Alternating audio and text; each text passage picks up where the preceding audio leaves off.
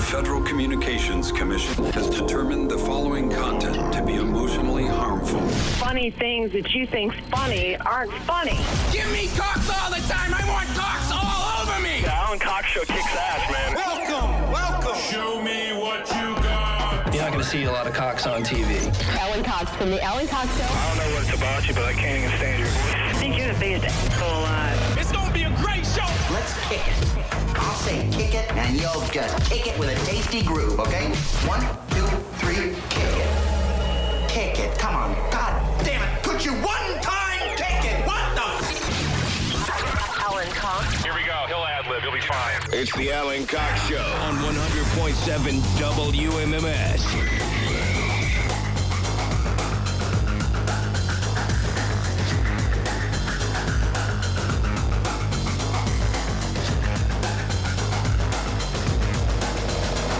Hey, what's going on, everybody? Good afternoon. Welcome.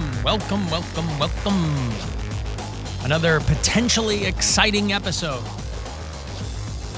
4 hours of dead air brought to life. Possibly. My name's Alan Cox.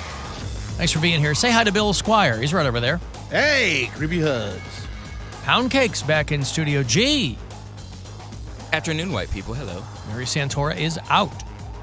You can join us if you'd like. 216-578-1007. 800-348-1007. 35192 if you want to send a text. Somebody texted, Happy Friday, mother effer.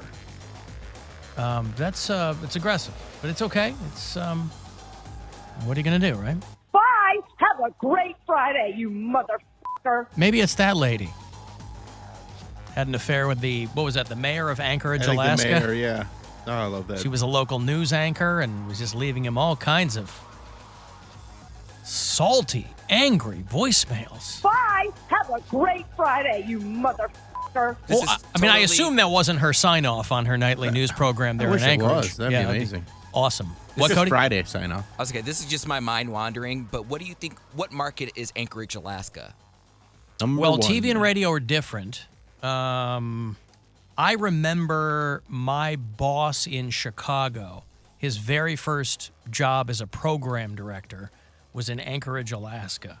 You know, when you first meet people and go to a new city, you kind of want to get their CV, and you go, oh, where have you worked? Where are you from? You know, where blah, blah, blah. And he was from Detroit, but his first job was in Anchorage, Alaska. And it's not a big, it's like a starter market, you know? It's not super tiny. You know, I moved from Chicago to Kalamazoo, Michigan to start my career, and that was a massive culture shock. Imagine thinking cold growing up in Detroit, and then you move to Alaska.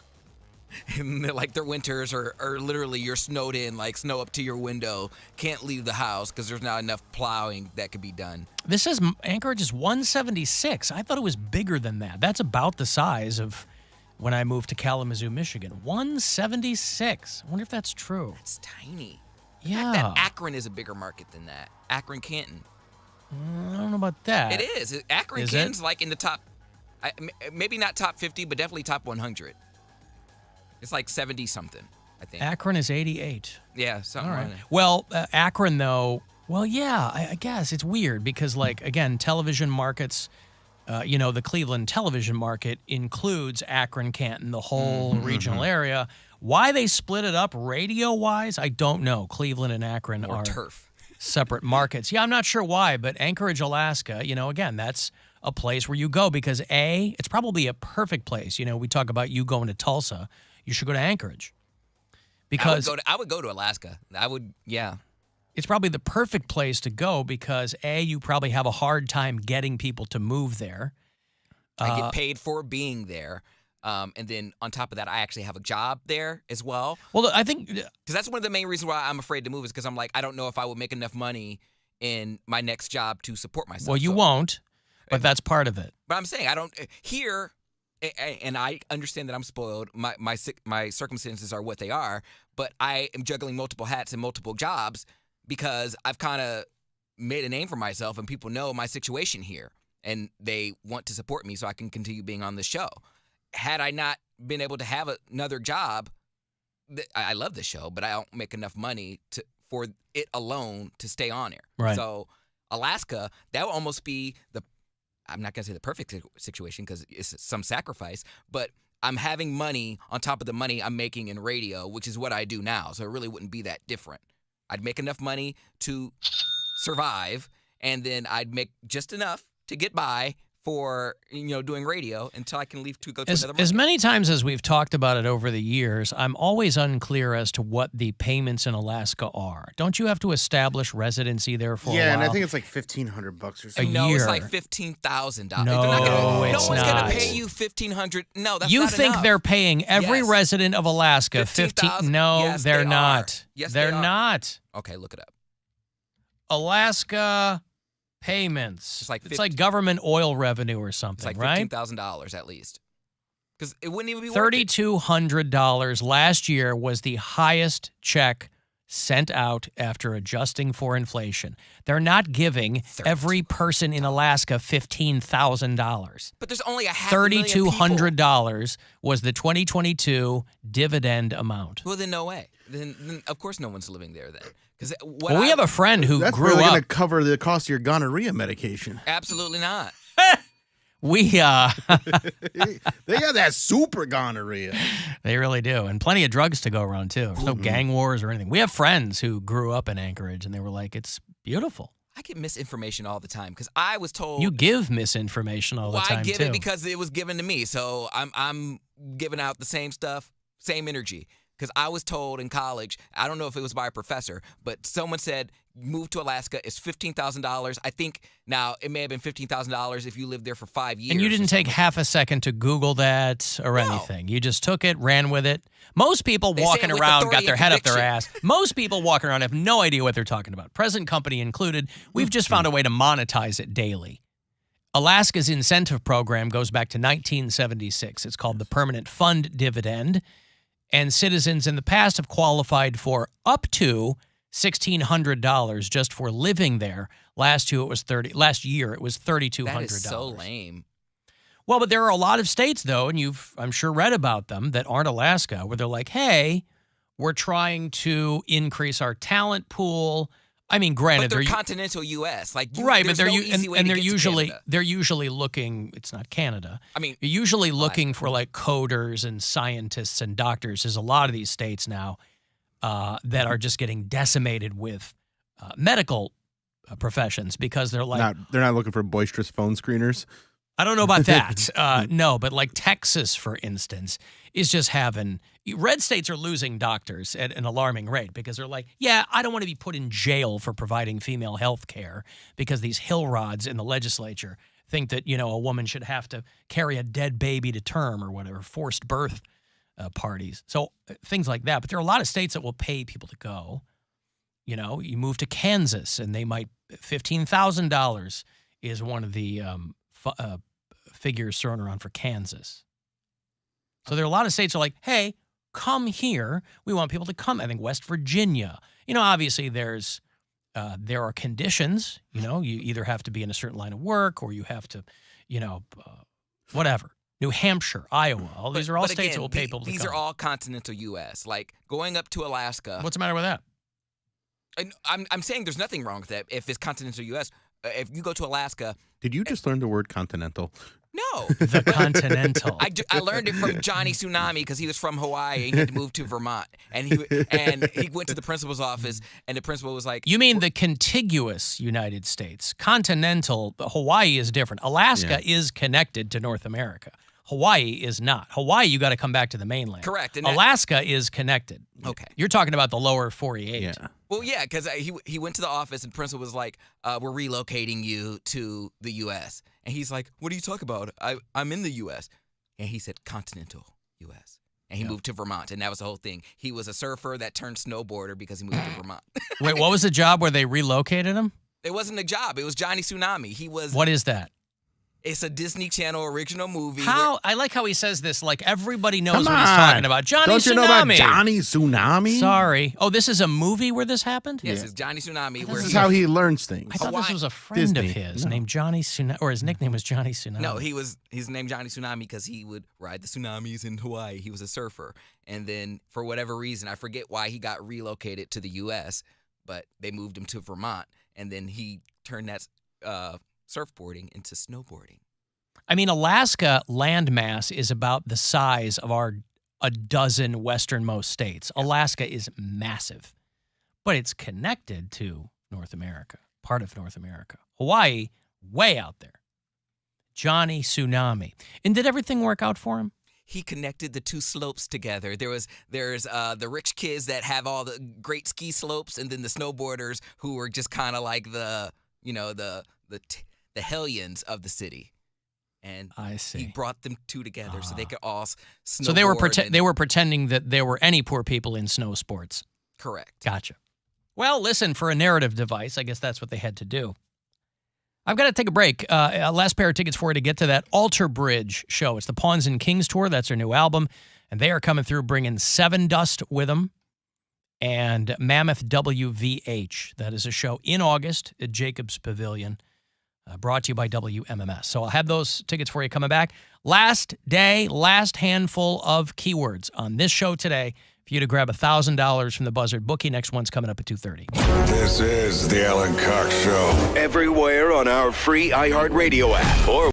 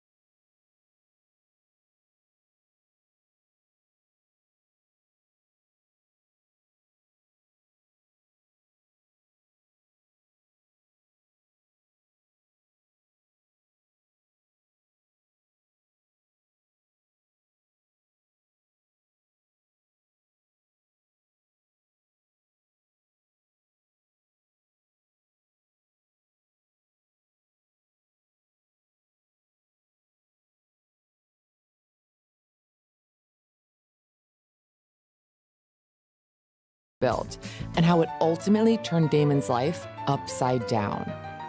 Listen to Sanctum Unmasked on the iHeartRadio app or wherever you find your favorite shows. So environmentally friendly, they recycle every joke. The Alan Cox Show on 100.7 WMMS. Cleveland.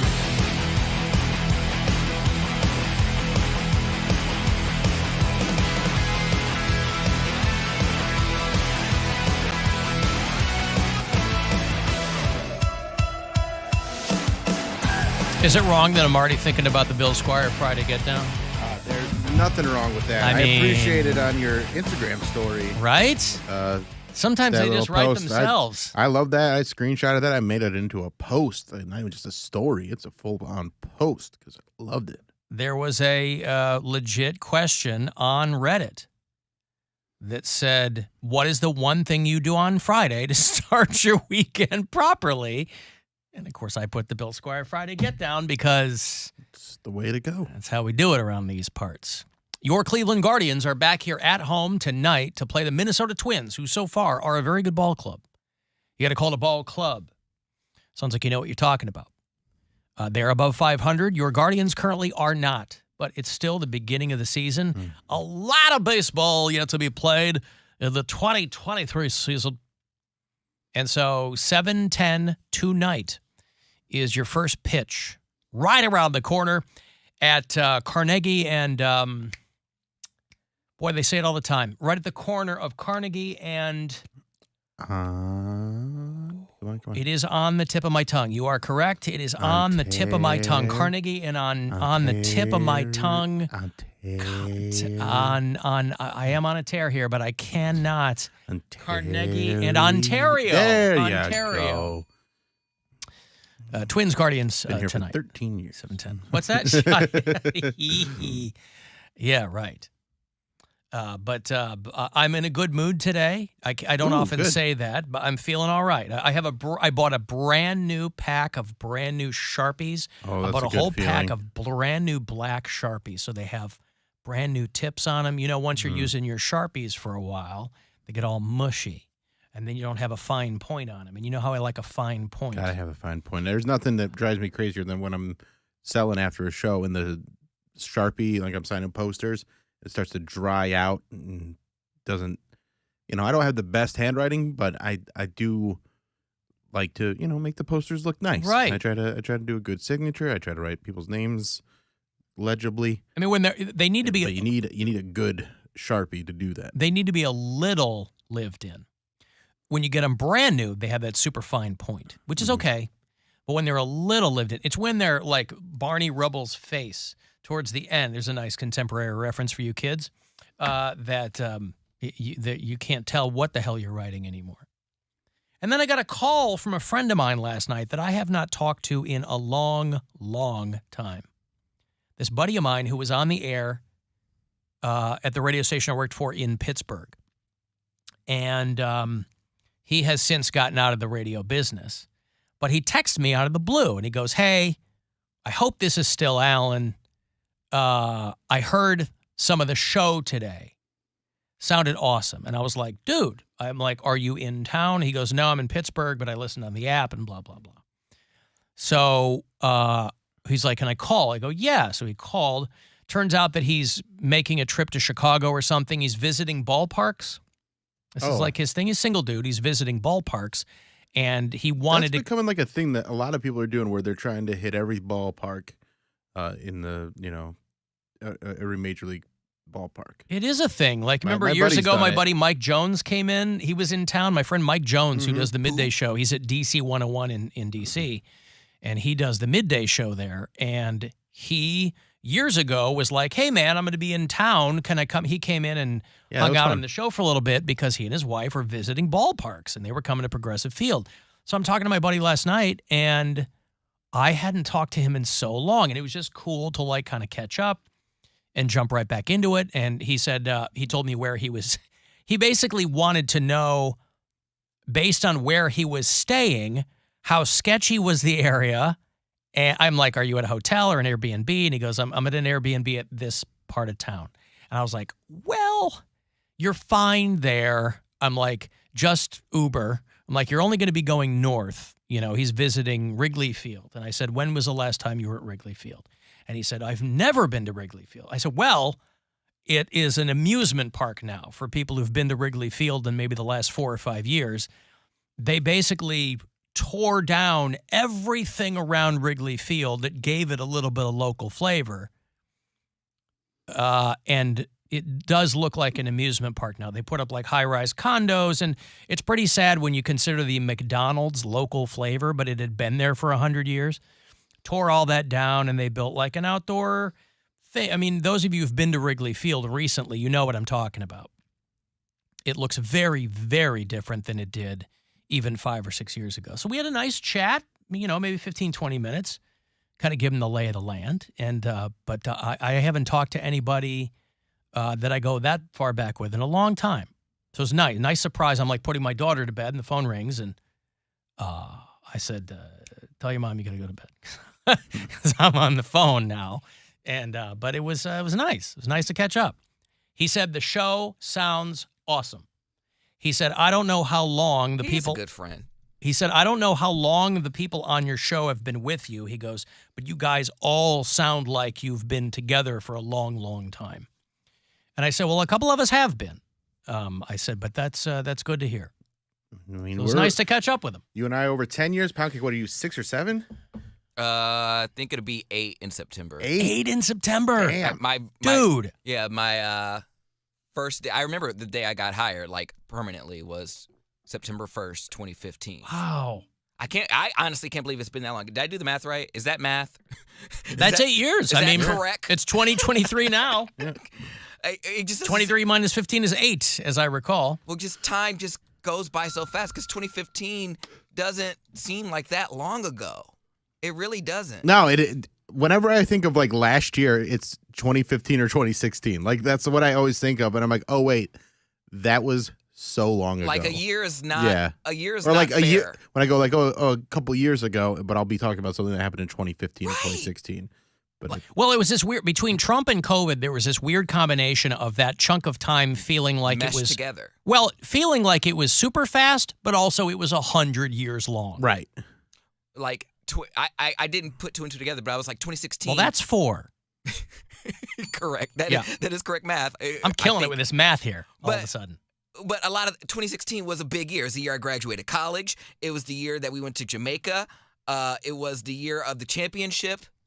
And I got my first apartment in Cleveland. So that year, 2016, was just like I was like, I can't believe. Your boy won the presidential election?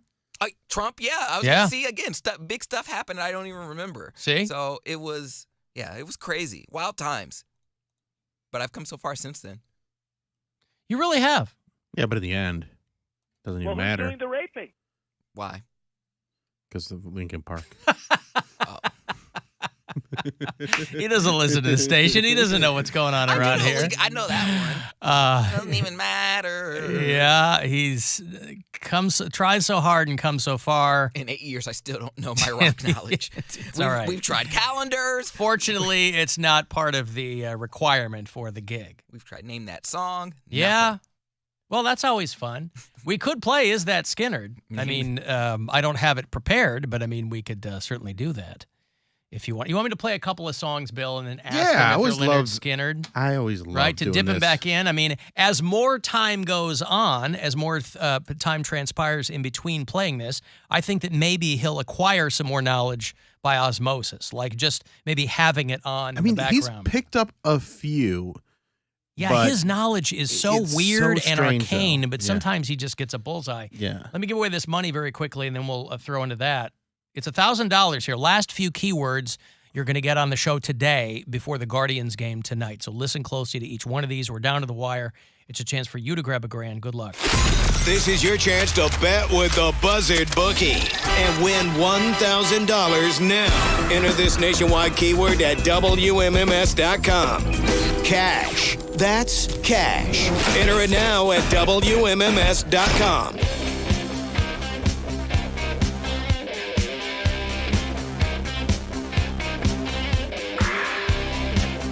Girl. You've heard this song, Poundcake? No. No? Listen to it, and when it kicks in, see if... It hasn't kicked in. No.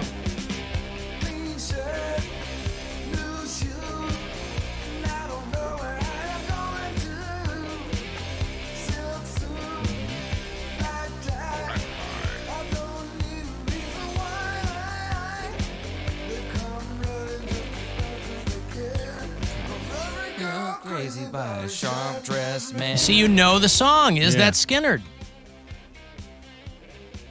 No. Good job. Correct. That is ZZ Top. I just know this song because you used to play Girls Go Crazy for a Sharp Dressed Matt. Yeah, when Mattitude was the intro on the show. Every girl's crazy about a sharp-dressed man. Because he get dressed up for his club gigs. Yeah. Mattitude, who I saw him He's hawking some pimping tequila. I was like, oh, look at him. For Cinco de Mayo. Big britches over Wow, talk about cultural appropriation. Good luck, buddy. Yeah, At we're least having- monetize it. My girlfriend and I are having a lasagna tonight because we don't appropriate no cultures. You're not having a Mexican lasagna? No, just regular old lasagna. Noodles. Yesterday, my girlfriend, I called her as I was leaving work, and it takes me about 5 or 6 minutes to get home. So she had this brilliant idea to hide in the closet, and she's going to try and scare me when I got home. And so I get there, I, put my keys on the rack, and then I'm going to put my backpack on the table that I usually put it on. But she thought I went the other way, and she was waiting for me to come back, and then she had no idea where I was in the apartment, and she just kind of had to come out of the closet and be like, I just watched her slowly walk out of the closet. I'm like, what are you doing? And she's like, I was trying to scare you. Oh my God, that is funny. It was so funny. I was in the back of the closet looking for shoes. It's a moment where you got to think about all right, how long am I going to keep this up? How long am I going to wait for him to get over here? Because the longer you wait, the more ridiculous it's going to be. I was in there for 45 minutes trying to hear your footsteps. You're quiet. You're quiet as a mouse. Because you will have already made a couple of laps, and you'll go, honey, and then she's got to make the choice to reveal herself or not. Yeah, and then she was doing laundry the other day, and this is just so funny to me where, we would do the shared machines downstairs, and there was someone in there that she was using one of the dryers, and she's like, do you mind if I use one of these bigger dryers? And the lady was kind of huffing and puffing. She's like, well, somebody's left their clothes in here for hours. It's been hours. And she's like, you know what? I'm just going to take these clothes out of here and put them over on the table. As soon as you do, that's when they show up. Right. And my girlfriend's like, oh, okay. And then she puts our clothes into the dryer. And then a few hours later, an hour later when she went back down, she realized that lady took other clothes that my girlfriend had left in the dryer. And I think this lady was being real weird about it because she knew that those were her, our clothes. Was she being passive aggressive or what? I think so. She was kind of huffing and puffing and being weird about it. So my girlfriend was so embarrassed because she's like, I think she knew that those were my clothes, but I forgot about them. Right. And it's very funny. That's why you have someone taking your clothes out of the dryer for you you're just like, yeah. Okay. When you live in a building with a communal laundry room, you have to set an alarm because otherwise you will forget because you'll get doing other things. Oh, yeah. And then it gets really passive aggressive between people that you never see. So you'll come downstairs and you won't see who took your wet clothes out and threw them on top of the dryer or something. But somebody else will have clothes in the dryer. So then you have to make the decision, well, do I pull theirs out and throw them on top? You'll never see each other. Right. See, I'm really good about when I was throwing hands on Prospect Avenue, that was a communal washer and dryer, laundry room. And I wouldn't wash that often, but I would do huge loads when I did. Yeah! And so, 235. And so, because I would hate doing laundry because it would cost money. It was expensive. And then you got to set an alarm because I didn't want my stuff to get thrown out or thrown away or whatever. So I would go down there. Oh, that's a big load. And I could always tell which washer or dryer was mine if I forgot because it would always be rattling because my loads were so big. And 235. It's an embarrassment of riches around here. Right. And then when I got a big load, I go put it in there to the point where the landlord was like, hey, you. I'm like, yeah. He's like, are you going to do laundry? I'm like, yeah. He's like, all right. one load at a time. You can't just wash like 3 loads worth in one. I'm like, ugh, but I hate it. I just remember when I first moved back to Chicago, 2006, and my girlfriend and I were renting an apartment. And I didn't have much time to find a place. She hadn't moved yet. We were both moving from Pittsburgh, and she hadn't moved yet. So I had to come find a place, sign the lease, whatever. The place we lived in had a communal washer and dryer. But for this entire building, there were 2 washers and 2 dryers. No way. And it was like $3.25 a load, and it was still quarters. And I was like, it's like if you ever travel overseas and you do laundry, they crow about these combination washer dryers that if you really thought about it, you'd go, well, they haven't discovered some magic. They're just going to suck. They don't work. And of course they don't. You put it in, and then it's supposed to dry when it's done, but you take your clothes out, and they're like mostly damp, and it's just awful, and they stink, and you're like, why am I doing this? There's a newer one that is, I think it's like an Indiegogo or something like that that they're developing, that it's a combination one where you can just put it in like any apartment. You don't even have to have a water line. There's like a reservoir in there, and I'm really interested in maybe getting one of those at some point. Because we're not actually supposed to have laundry in our, but I think something like that.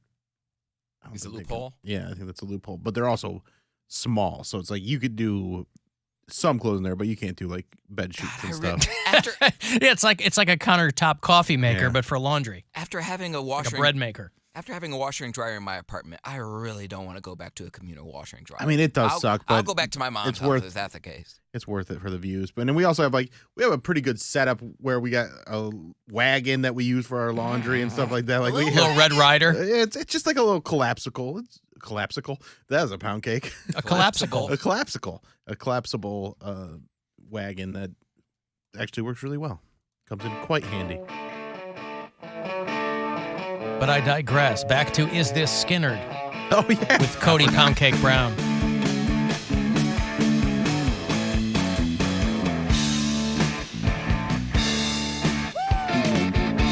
Is this Leonard Skinnerd? Yes. Is this game not fun anymore? It's called Gimme 3 Steps. Yeah. He's nailing it. He is. That was pure luck. 2 for 2.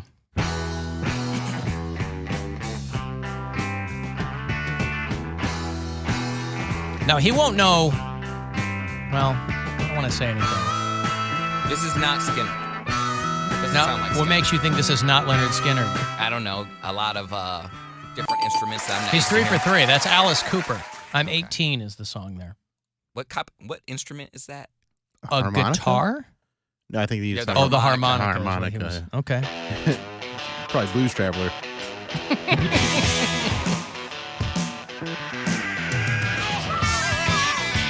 Not Skinner either. It's Aerosmith. He's 4 for 4. Wow, look at this guy. All right, if he goes... That doesn't mean I know the instruments, though. But that's what I mean. The best we could hope for is that something is sinking in. Yeah. And maybe something is sinking in. We're just getting lucky. Or getting lucky. Of course, there's a long ramp on this song. Does this sound like Leonard Skinner? So far, yes. So you think this is Skinner? I said so by what I'm sounding so far, yeah.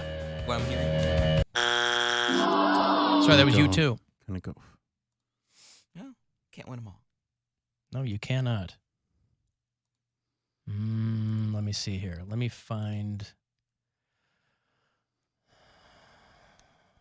Hold on. I'll play something that he's heard. I've heard this. I mean, every one of our goddamn stations plays it. We play it. The Lake plays it. I think Magic plays it.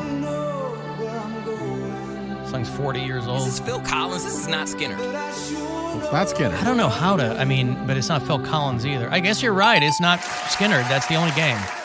Not Phil Collins. That is White Snake. Oh. Yeah. White Snake.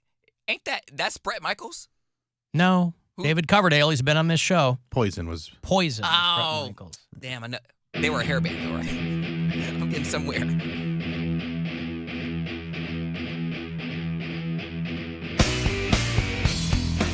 This is Skinner.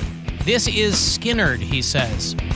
This is actually one of your favorite artists, Robert Zombie Esquire. You, Mr. Rob Zombie, that he loves so much. Next time you meet him on the red carpet, just go, hey, I thought you were Leonard Skinnerd. I separate the art from the artist. I love the Rob Zombie person. I don't know the White Zombie band. I know Dracula. I know that song, and I know Dracula. The Devil's Rejects. I know his movies. You like his films, not his music. I understand. Yeah, because I was a 13, 14-year-old dude watching boobs. Like all his movies have like sex scenes. He loves boobs, and they're like fake boobs. That's why he casts his wife and everything. Yeah, she loves to show him. She got some boobies. Yeah, she has some jugs. Let me break here. If you want to get a text in for something, 35192, AlanCoxShow.com. If you want to watch live, and we'll be back. The Alan Cox Show on 100.7 WMMS.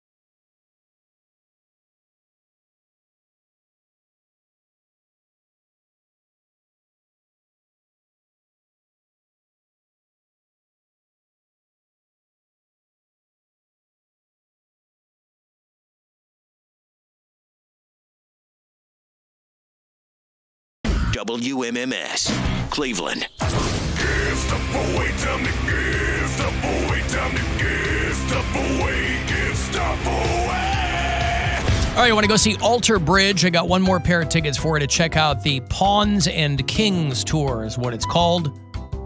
Or maybe it's Kings and Pawns. It's Kings and Pawns or Pawns and Kings. Anyway, they're bringing Seven Dust and Mammoth WVH with them. That's going to be Wolfie Van Halen's band.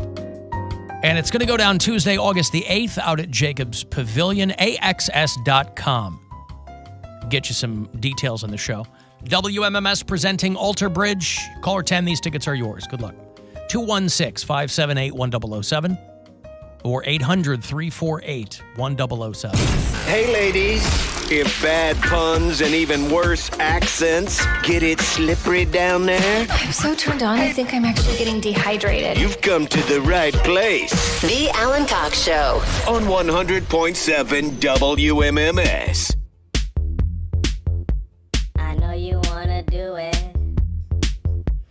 You know I wanna do it too. Out here on the dance floor, and we can make sandwiches. You can be the bun, and I can be the burger girl. I know you wanna do it, and we can make sandwiches. So make your thighs like butter, easy to spread, and we can make sandwiches. Out here on the dance floor, come on, we can do it. Yeah, we can make sandwiches. I was being a little cheeky the other day. I mentioned that I was trying to expand my palate and that I had a hot sandwich, which under normal circumstances, never any need for a hot sandwich. Hot sandwich Violates the laws of nature. But I had a jibarito. I have one once a year. Chicago, Puerto Rican hillbilly food, and it's so, so good. And it is also, you might have noticed, seen some marketing on it, Asian American and Pacific Islander Heritage Month. And so picking up on this, you'll see a lot of local television affiliates all around the country sending out one of their reporters to a restaurant and saying, hey, let's partake in some native food. You figure it's the most innocuous thing that you could send a reporter out to do. What could go wrong with this? Well, I'll point your attention to Oklahoma City. Channel 9 is the CBS TV affiliate, and there's a woman who they call the Sassy Mama. The reporter's name is Karen Ross, and she's the Sassy Mama. So this is like a regular bit that she does as she goes out. I don't know if she does sassy things. I don't know how she got that name. But they send her out to a Vietnamese restaurant. You ever had a banh mi sandwich? Love a banh mi sandwich. So good, right? It's a baguette filled with meat and vegetables, and it's so good. Vietnamese sandwich.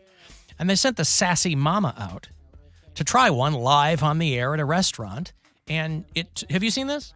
I've not. Took a very, very strange turn. I'll show this to you if you're watching on the live stream here. Actually, it's Asian Pacific Islander month. Oh, gotta put that down. Sorry, I gotta it's a two-hander thing. She's surrounded by the owners and the chefs, all on camera. I'm not joking. It is so good. It is a Vietnamese sub sandwich. I love the aioli sauce. Oh, that looks so good. I mean, colonization is never great, but they did bring French bread, so. So I don't know. I don't know how your brain goes there. Colonizing, because the French, of course, colonized what would become Vietnam in the 1800s after defeating the Chinese and blah, blah, blah. You go back and you know the history of Vietnam. But she's not wrong. It is on a baguette. A lot of Vietnamese food and culture is kind of infused with the French. But what a weird take as you're eating a sandwich that's delicious and your colonization's not always great, but it came up with great bread. I mean, So anyway, Karen Sassy. Listen, how are you going to live up to the name Sassy Mama if you're not throwing out some sassy stuff? And the people who were standing there behind her, the owners and the chefs and whatever, they're all in the shot. They don't look upset. They may not have even noticed or heard what she said, right? They probably didn't even care. They're like, we're so happy that our restaurant is on live television that who cares? Wild thing to say. Right? So it's like, it's not wrong, but what an odd thing to cross your mind. It always amazes me, as long as a lot of these people have been doing live television, sometimes it's like they've never been on camera before. It's like their brain shuts off and, I just thought it was funny. Again, I don't think anybody involved is flipping out over it. No, it's just a But what an silly odd thing to yeah, say, she's eating a sandwich. Oh, God, this is so good. The French bread, delicious. There's a little bit of food news there for you.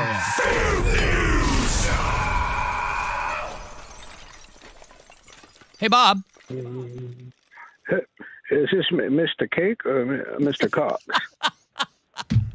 Bob is doing a bit, isn't he, Bill? No, I think Bob's real. See, I'm turning a corner on Bob. Bob has called us the last couple of days. He goes, I'm 85 years old. He told us a story about having to put his dog Twinkie down. And I mean, really spinning these amazing yarns. And then he called again yesterday. Can you hear me? Yeah, I can hear you, Bob. Yes. Mr. Alan, I was on the phone yesterday with you, and I was about to tell you a funny story. Because you know what happened? Because, pardon me, Bob, excuse me. You know what happens, Bill? Every day, his voice has changed. So the first day, he sounded really very good at accents. Yesterday, he sounded really... the first day he called, I believe it was Wednesday, it sounded... It's closer to what we were getting today. Very elderly, Yeah. and yes, and he's kind of going in and out of that. Bob, you son of a bitch. If that's your real name, was anything you ever told me real, Bob? Did Twinkie ever live? Well, you guys were talking about the dead parrot or whatever, or killing the parrot and stuff, and it just made me... It reminded me of the story of Twinkie. Yeah, it is a real story. But it was super fabricated. I mean, there is a Smitty even, but yeah. There's always a Smitty. I was 14 years old. For people who didn't hear the story, and the only reason I don't care that Bob punked us is because I got so much angry mail from people who were like, "Screw Bob," and he took his dog out back and killed it because he had to put it down. I'm like, but that's what you do when you live in the sticks, man. You're not, I mean, That's rural life. You're not going to take the dog into the vet and pay $200 to have him put it to sleep. You're going to take it. You're going to give Twinkie to Smitty, and he's going to go and snap Twinkie's neck. That's actually a true story. That part's true. Well, I don't know how he killed her, but he took care of her for us. How did you end up? I'm not an 85-year-old man. I'm younger than you, Alan. Well, everybody is. How did you end up inhabiting the role of Bob? Because it was a roller coaster. Because on Wednesday you got people mad. Then yesterday, when you were talking about losing your wife, my dad used to call radio stations, and he would, elaborate on stories that were true, and he was kind of, comic relief. And so I'm actually out here. I'm an audio engineer, but I'm out here door dashing. I listen to the show. And I just had this idea. I was like, I'm so bored. There was no orders coming in. So I was like, I'm just going to call the show and see what I can do. I love it. So you were kind of channeling your dad? Yeah, kind of. I'd see if I could do what he did. He was brilliant at it. I mean, he was always punking radio stations. He's dead now, but I wanted to see if I could do it. And so I had an idea. I'd call in and tell, an exaggerated story of truth. But yeah, we were young kids, man. We shaved our dog. Well, no, Bob. Before whatever you're gonna tell me here, go back into 85-year-old Bob. Oh yes, well, I'm not very good at accents. I think you picked up on that pretty well. So I got a lot to work on, but I like improv. I like goofing off a little bit here and there, but I was just bored and thought I'd give you guys a call. See, that's what clued me in. Is I'm like, this guy's out there in Barberton. He sounds like he's from Metairie, Louisiana. He's got like a Cajun twang to him. I'm like, something's going on here. But I was so enthralled with snapping Twinkie's neck with Smitty and the whole gang. He really did. He painted such a picture that I didn't even. I didn't went back mind. to listen to it. Is your name even Bob? No, I mean, a few days ago, I was Jason from Broadview Heights, and I called in to sing a song, and it wasn't even Republican. The answer is Sunbeam, but Bill didn't get that right. Jesus doesn't want me for a Republican, right? Yeah, I said I sang it the way the Mormons sang it. Ah, there you go. All right. Actually, no, Bill's family. Oh, I mean, listen, Thigh Mule used to prank us all the time, but now that he and I are professional acquaintances, I guess nature abhors a vacuum, and so Bob has come in, or Jason, or whatever your name is, to that could be fill Cletus from Cleveland. Cletus from Cleveland, yes. So many Cletuses out there that a lot of guys don't even know where the Cletus is, Bill. So, I mean, if you remember junior high sex ed, that would be helpful. Okay, Bob, listen, thank you. Well done. Thanks. All right, there's Bob out in Barberton who did punk us. But I will still air that initial call on the Weekend Cox, by the way, because he tells this amazing story. Because it is fun. Of having to put his dog Twinkie down, but not having the guts to do it, so he handed it to his neighbor Smitty, who took the tiny dog out into the woods, snapped his neck. He said he was Jason in Broadview Heights. I'm actually doing a show in Broadview Heights. What? Yeah. You can get tickets at BillSquire.com. I think there's only like 4 tickets left for that one. But you know he's not really in Broadview Heights. Right, but there are people listening that are in Broadview Heights. There are people that live there? They're from what I hear, people live in all sorts of places. Broadview Heights, Twinsburg. That's pretty sweet. What's the one that I keep forgetting where MGM is? Northfield. Northfield, yes, Northfield Park. Where I happen to have shows the next couple of weekends. All right. Hey, they've caught that pasta dumper. Have you read the story about the pasta dumper? I saw the pasta, and I my buddy is really into The Sopranos, and we were talking about it, and I was just like, oh, this is the follow-up to the Pine Barrens episode that we never knew we needed. Right. Where they're eating like ketchup packets and stuff. So one of our New Jersey bureau chiefs sent me the story. You might have seen the story about they found 500 pounds of pasta dumped next to a stream in New Jersey. And they thought it was cooked, that they might be a local restaurant had taken it out or something, but apparently the person who dumped it dumped uncooked pasta out there, and it just got wet. But somebody's Ring security camera unveiled the perpetrator, and he was just a dude in the neighborhood whose mother had died, and he was cleaning out all of her uncooked pasta. She had 500 pounds of uncooked pasta? Oh. I thought we were going to find out it was a young man named Marshall Mathers. Mom spaghetti, get out of here! For people, if you're watching the live stream, that's a photo of it. It's so much spaghetti. It's right along the riverbank there, and he dumped the uncooked pasta there from his mother's house. Apparently, she had, nearly 500 pounds of pasta. The neighbors say he's a military veteran, and he came across her hoard of dry pasta. Maybe she was a prepper and just dumped it in the woods because of the sheer quantity. They said there was so much of it, he was probably a little overwhelmed. Why wouldn't you donate it to a local food bank? It was probably expired or something. You think? I think if it's that much pasta over that long of a time, I don't think it's why not probably throw it good. away? Yeah, why not just throw it in the garbage? It would biodegrade. Yeah. I mean, it is organic material, but... I didn't know pasta was biodegradable. Well, it's food. I mean, Okay. It's just, what do you think pasta is? What do you think biodegradable is? Can degrade into the bio? Yeah.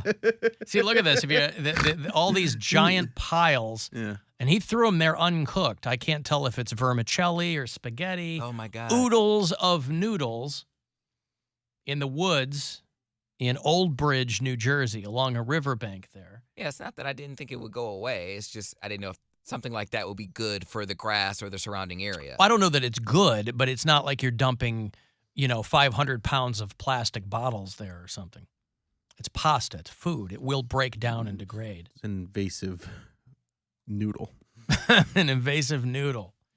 If you leave us messages, little quick ones, I would recommend you use the iHeartRadio app there. But if you had some little longer tail to tell us, you can always leave voicemails on the After Hours line, which is 216-986-8903. Hey, Alan. Trucker John. King of I-71. But I got a question for Bill, Mary, and Poundcake. You can include yourself, Alan, but I doubt you've ever eaten a Frito in your life. What's your go-to? Regular Fritos, barbecue Fritos, chili cheese Fritos? Just asking. Talk to you later. I love Fritos. Yeah, I think you're more into Fritos. Mary's not here, but I don't think she actually likes Fritos. I like Fritos because they're just corn, salt, and oil. There's no zhuzh. I mean, there's no I do like those chili cheese ones, but those are good, boy. But my favorite is a regular an OG Frito. Frito, just a plain Frito. What are the Fritos that are little spirals? Those are like the BBQ twists. Yeah. I don't know if they're barbecue flavor. I feel like I want to say like they're hot sauce or something. Like I don't know what they are. They're not flaming hot. Those are the Cheetos. There's barbecue honey. Maybe, yeah. Is what you're thinking of. There's little twisties. I get them at the gas station, and they're really good. I remember when I was a kid, they made ranch-flavored Fritos for a hot minute, and I don't know why they stopped making them. I'm not a big ranch guy, but they're pretty good. But yeah, an OG Frito or chili cheese. Those are great. They have barbecue. They have cheddar ranch. They've, come a long way. Hey, Derek. Hey, how you doing, Alan? What's up? Hey, I was just wondering about your and Bill's thing about the beef show on Netflix for Ali Wong. Have you ever seen that show? I haven't seen it. I know what you're talking about. I haven't watched the show. I haven't watched it either. I heard it's great. Yeah. I mean, it's pretty good, and up till the 6th show, but the last 2 shows, it just goes downhill. Good pun. Isn't it about 2 people who get into like a road rage thing, and then the whole series is them ratcheting up like attacks on each other? Yeah. Yeah. Ali Wong's porking Bill Hader now. Yeah, I saw that. Yeah, good for him. Really? And her, yeah. She's got the great legs ever. She got great legs? Is that what you said? Correct. That's what I said. Yes, yeah, that new special, she's out there strutting them. Yeah. Well, it's probably her first one where she's not pregnant. I think it is, honestly. Yeah. No, but she's not pregnant, correct. So thumbs up or thumbs down on this, Derek? I'd give a thumbs up till about the 5th episode. After that, thumbs down. So stop watching it. With 2 episodes left, stop watching it is what Derek is recommending. Correct. Okay. Correct. Give up on it then. All the previous time you've invested in this show, just throw it like so much pasta on the riverbank.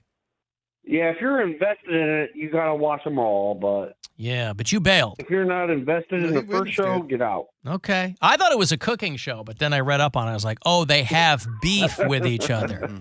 I understand. Yeah. Okay, thank you, Derek. There's Derek in Paynesville out there getting his Ali Wong on. Yeah, I think she's real cute.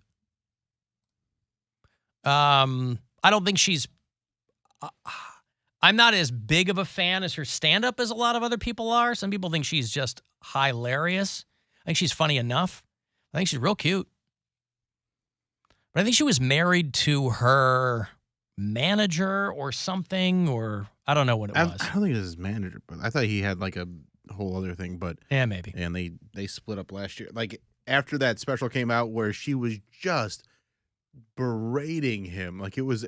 You're like, this isn't good. Yeah, and then it's like, oh, that's and like I think a week or 2 after the special came out, he's like, hey, we're getting divorced. That's why I think any comic that really breaks out, but the bulk of their act is how much they hate their spouse, you go, okay, they can just say they're kidding, but that comes from a real place. Right. And unless you've got this worked out with your spouse off stage, you can't do this forever. I mean, Louis C.K. had other things going on too. But he was constantly, you were like, even without the whacking off part in hotel rooms, Louis C.K. was never going to, they were never going to celebrate their 30th anniversary. But then you got the ones that come out of nowhere, like John Mulaney, where he was always very kind about his wife on stage. He was a wife guy, and then that all fell apart too. As we know, he was incredibly high at the time. Yeah. I've got Parkway Drive tickets for you. This is brought to you by 2 Hours to Midnight, our metal show, which is back tomorrow night on MMS. Parkway Drive's come through for a show with a whole bunch of other bands. If you dig any of them, Amity Affliction, North Lane, Make Them Suffer. It's at Jacobs Pavilion in September. I'll hand those off coming back. One of your last opportunities to grab $1,000 is coming up, too. Handful of keywords left from the Buzzard Bookie. Next one coming up at 3:30. It's the Alan Cox Show. Everywhere on our free iHeartRadio.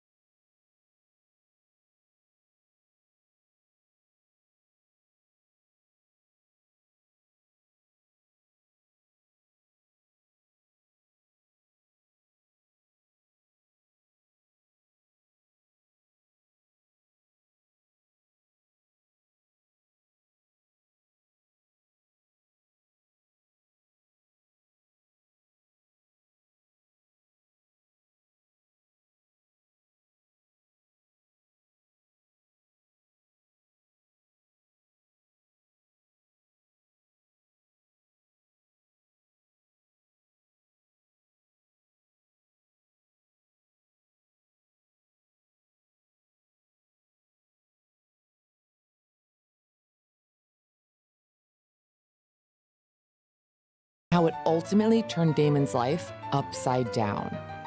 Listen to Sanctum Unmasked on the iHeartRadio app or wherever you find your favorite shows. It's time to give stuff away. It's time to give stuff away. All right, MMS in 2 hours to midnight, our new metal show presents the Monsters of Oz tour. All the bands from Australia. Well, not all of the bands from Australia. These bands are all Australian. Parkway Drive, The Amity Affliction, North Lane, and Make Them Suffer. All Aussies. All at Jacobs Pavilion on Friday night, September the 22nd. AXS.com has got the details for you. You'll get the last pair from me this week. Good luck. Parkway Drive and Company. Caller 10-216-578-1007 or 800-348-1007. He might have been just a voice man. He's the man of 1,000 voices. Greatest voice man that ever lived. None of which will make you laugh. But he never took a performance for granted. Alan Cox. On 100.7 WMMS. 2 hours to midnight tomorrow night. Got a good show lined up for you. It's 2 hours of metal. Starts at 10 o'clock. Me, Corey Roddick, Pat Butler. Misfits tomorrow night. Wage War. Local music from The Last Witch. And Mutilation Barbecue.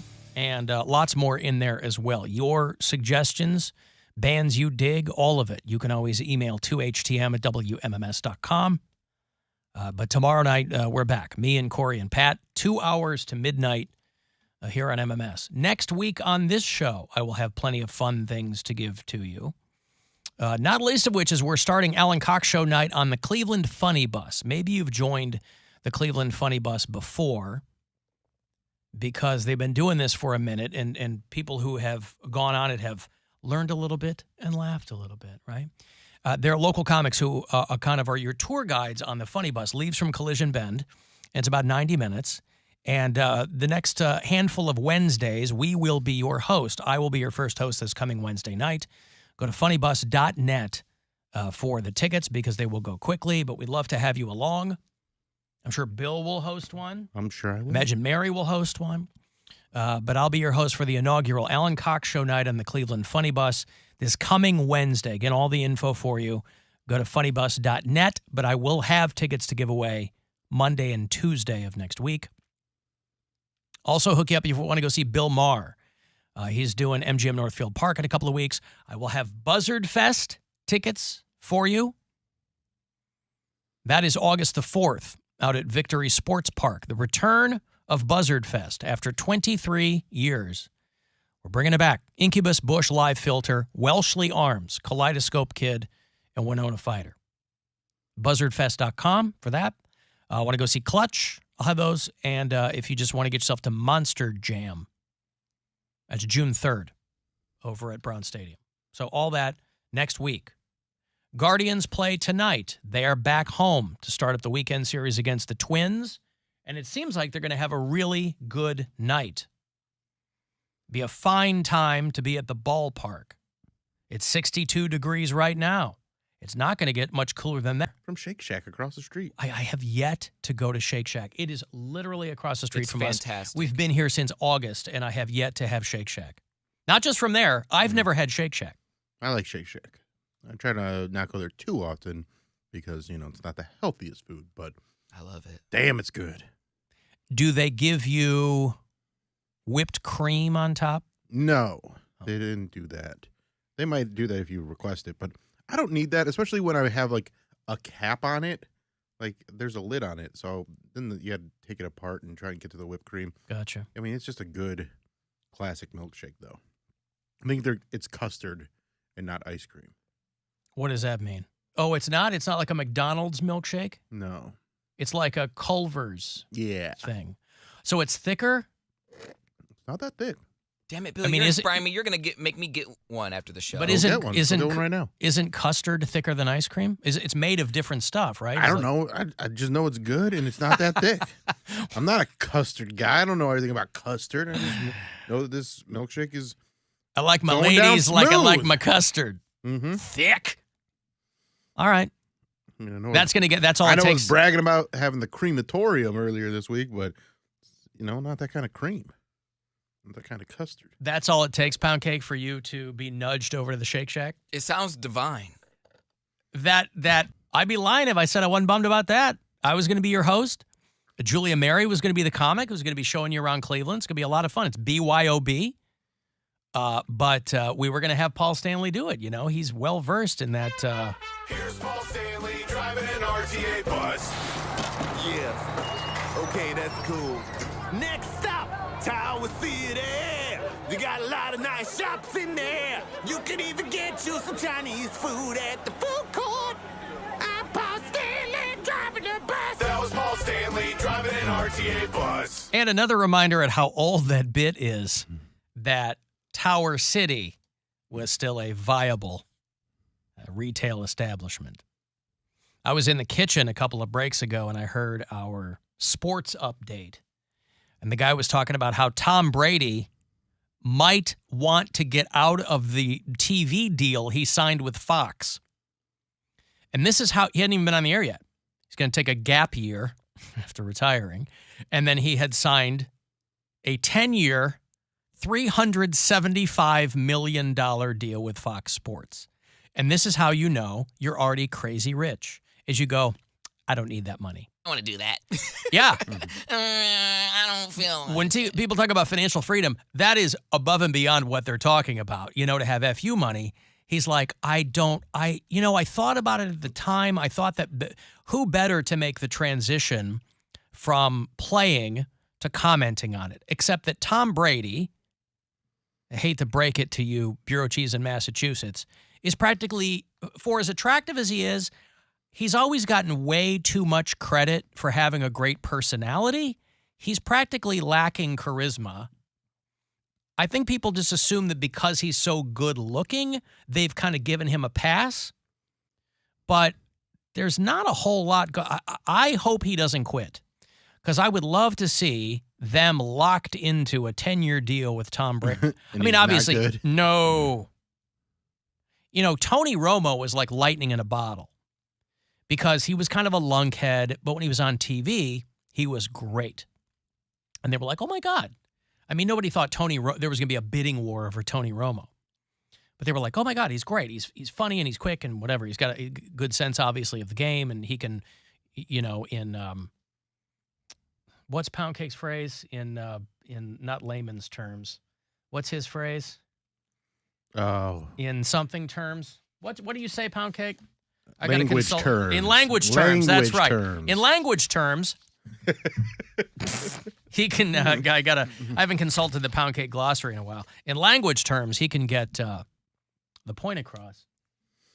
But go with those language terms. Tom Brady hasn't even been on television yet, and there's a rumor that he's been talking to his team, his management people, about he might not really want to be locked in for the next decade with Fox. And get to kiss his son on the lips goodnight that night.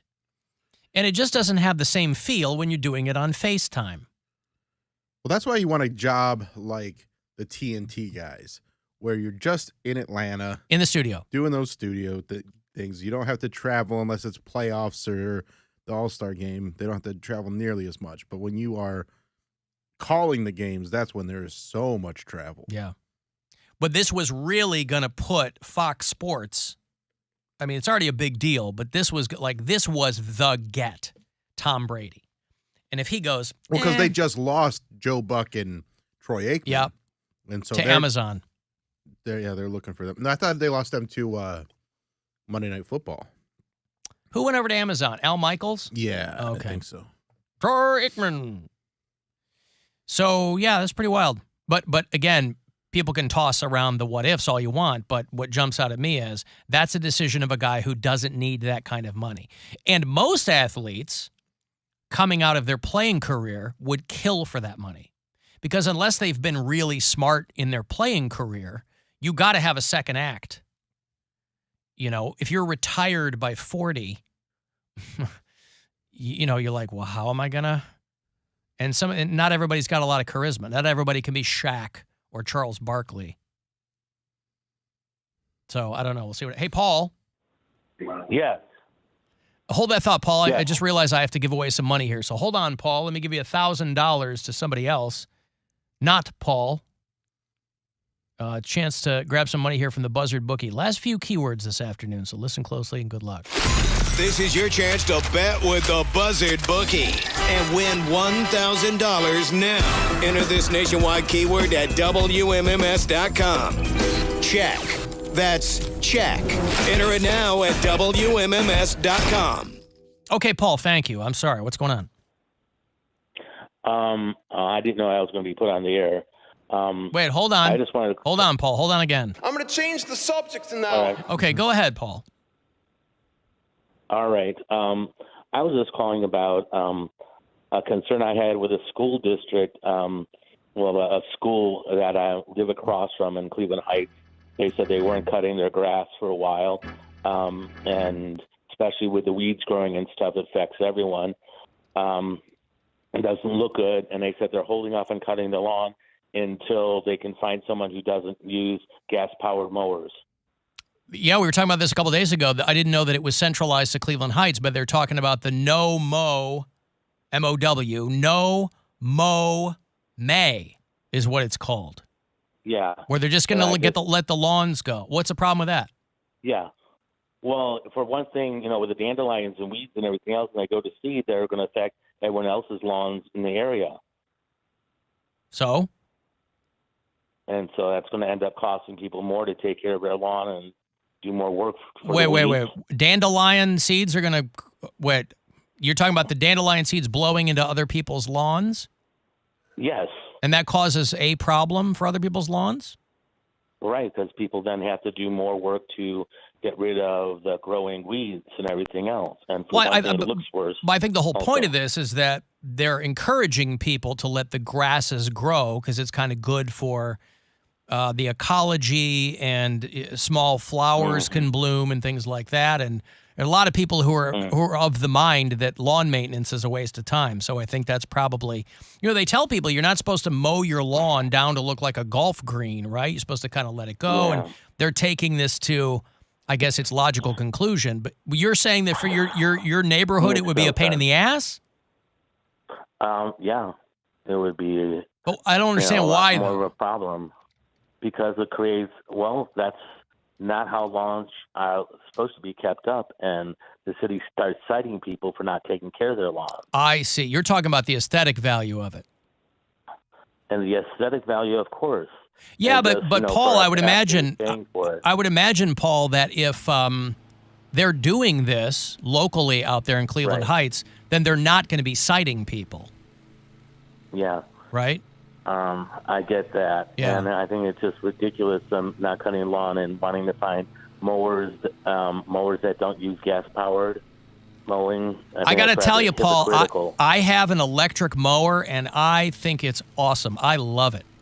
Well, I use my electric mower. Yeah, I have an electric mower for myself personally, but to be able to hold off on especially a large commercial mowers that cost so much money and use battery, all the battery use, it just promotes way too much use of the kind of rare earth minerals that we shouldn't be, having to go to other countries to buy.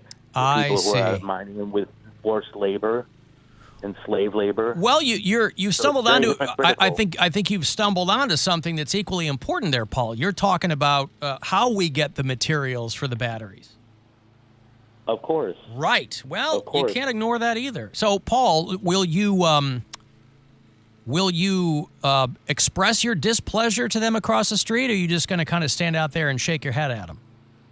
No, I've already called. We've already called the board and everything else. Yeah. Left messages. Well, that's all you can do, right?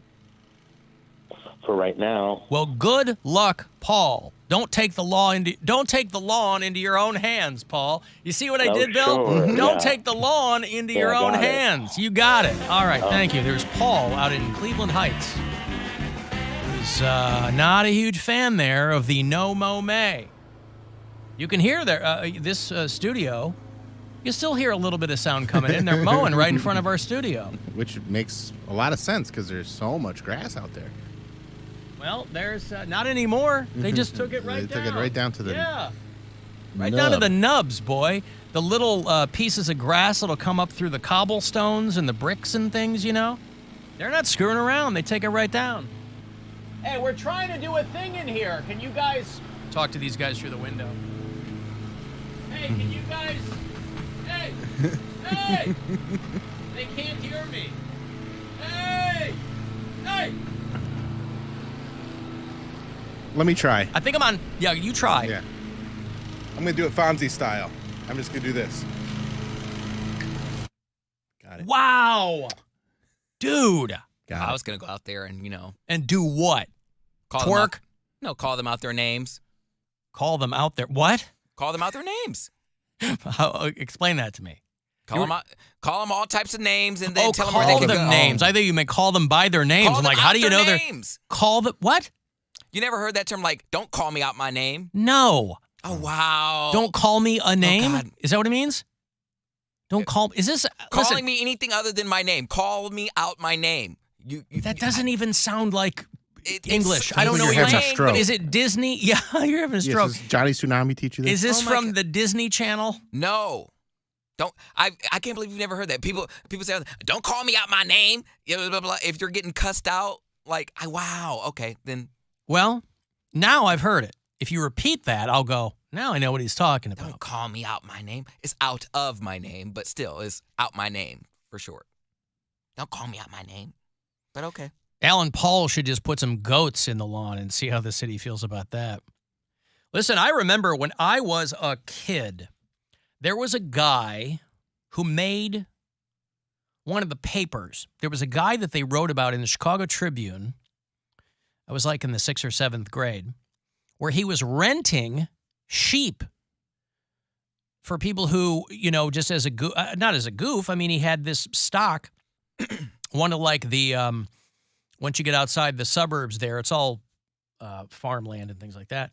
And there was a guy who would rent a sheep that would then eat your lawn, chew your lawn down as some kind of, I guess, frontier lawn mowing service. I don't know. He was renting sheep to people. But I got him in the paper.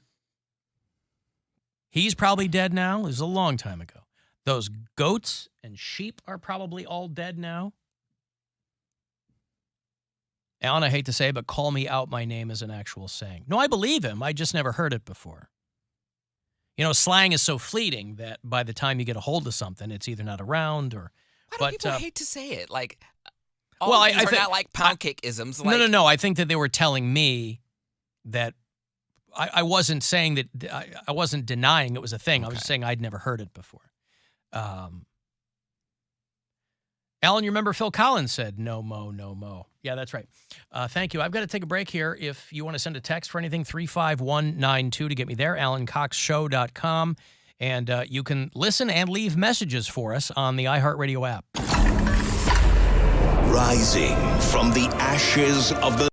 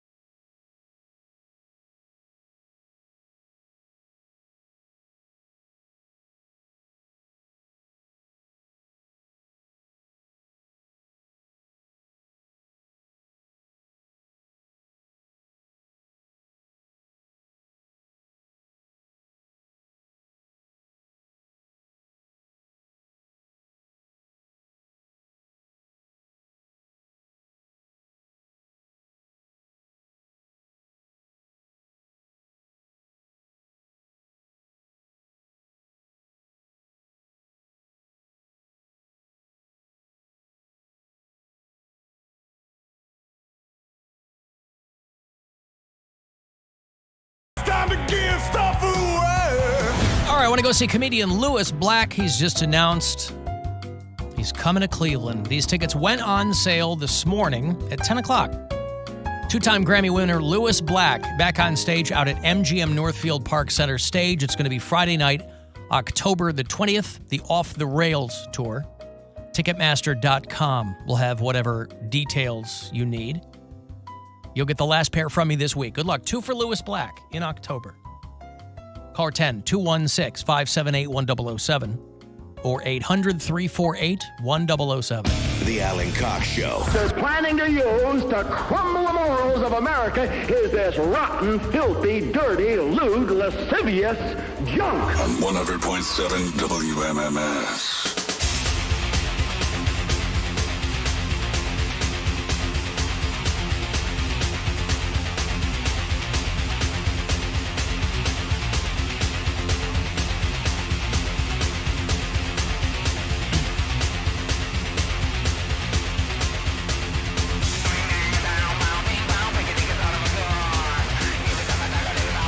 I got a pregame for that ministry show tonight. Oh, yeah?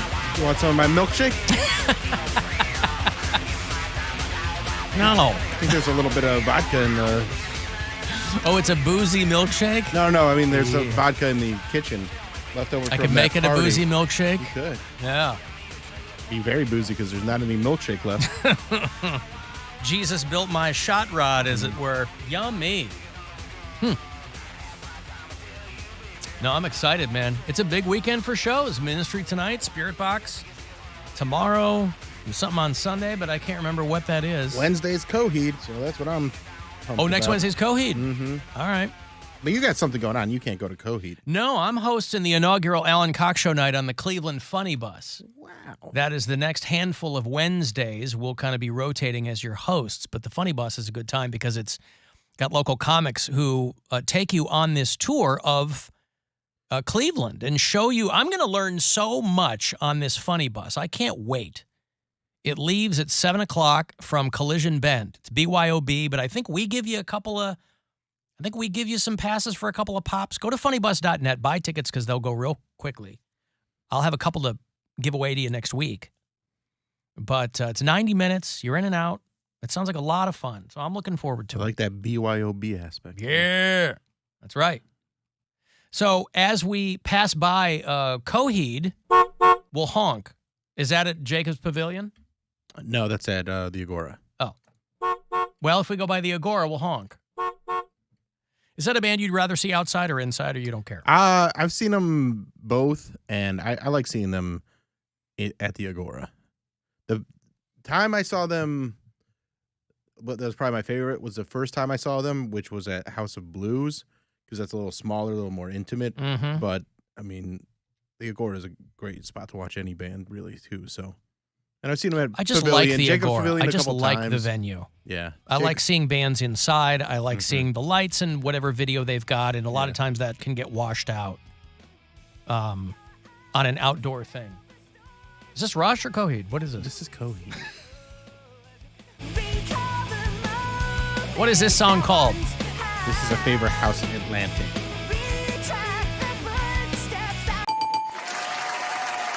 You're right. That's called A Favor House Atlantic. What is this song called? This is... I know the album. I know the song. I'm not great with song names. Hold on. I'll get it. Something... I can't remember the name of the song. It's called You Got Spirit Kid. You Got Spirit Kid. Yep. Yes, I knew the kid was in there. You didn't get that one. Yeah, I'm not great with the titles, but let's keep going. What's this one called? The Gutter. The Gutter. You are good with the title. That one I know. Yeah. All right. iHeartRadio Music. Not that. Is this Three Evils? No, it's the same album though. It's got a color in the title. Blood Red Summer. Blood Red Summer. There you go. So our game show, Is This Coheed? The answer, of course, is yes to all of them. It was all COVID. None of it was Rush. 5 for 5. Ministry tonight, Spirit Box tomorrow night. 2 hours to midnight, by the way, is back. Tomorrow night, it is our new metal show. It's really kind of been, it's hard to get some momentum because there have been late Guardians games and blah, blah, blah. But we couldn't be more excited to do the show after a long, long hiatus with no metal show here at MMS, which is a travesty. I've been crawling up their ass for 13 years to get a metal show back on with me at the helm, and so it's finally back. Corey Roddick, Pat Butler are with me every Saturday night, 10 to midnight. So it's tomorrow night. There's local music. There's stuff you guys like. It's mostly stuff that the three of us dig. And then Sunday morning, it's the Weekend Cox, which is 2 hours of the best stuff from this show, 8 to 10 Sunday morning. So my voice is on this radio station now 7 days a week. Just like you've always wanted. Just like I have always wanted. What's the thing you sent me about the worst concert crowds? Yeah, I just thought it was an interesting article about how crowds have gotten This is progressively, by state? yeah, more like either they're rude or they're generally aggressive, and it's goes by state, and there's some where it's pretty much stayed the same over the last, I think it was like 6 or 7 years, but some it's so you can't really blame getting ramped up. You can't blame COVID for all of it. No, I think it's more social media because they talk about people being on their phones a lot during the concerts and stuff like that. So, and then just drunkenness and fighting and a lot of that stuff. Yeah, they didn't break down. They did this big wide-ranging study in 50 states. They didn't break down concerts by genre, so it's not like, fans of X kind of music are more rowdy. But they said that most people that they talked to absolutely said that concert crowds, there was more disruptive behavior. And concerts have always had people who have been of the mindset, I paid to get in here, I can do whatever I want. The states where people reported seeing the most drastic changes in concert behavior were Kentucky and Maine. I don't know if there's any connection there whatsoever. I don't see Ohio anywhere on this list, which means I would think that we're somewhere in the middle. I think we're very much right in the middle. Yeah. So say what you want about Ohio. We're not aspiring to anything, and we're also not in the basement. So what's the matter with it? We're a C student as a state in Ohio. Smartphones, loud talking, pushing and shoving, but that's, depending on the type of concert it is, there's going to be some pushing and shoving, and that's part of it. That's part of the reason some people are there. Excessive intoxication. Is Ministry a pushing and shoving? Is there going to be? I think, yeah, that's a kind of. It's. Are you going to be in the pit? No. I'm always in a box. Mm-hmm. I always buy box tickets when I go to the Agora. I just like to watch the show from that kind of perch.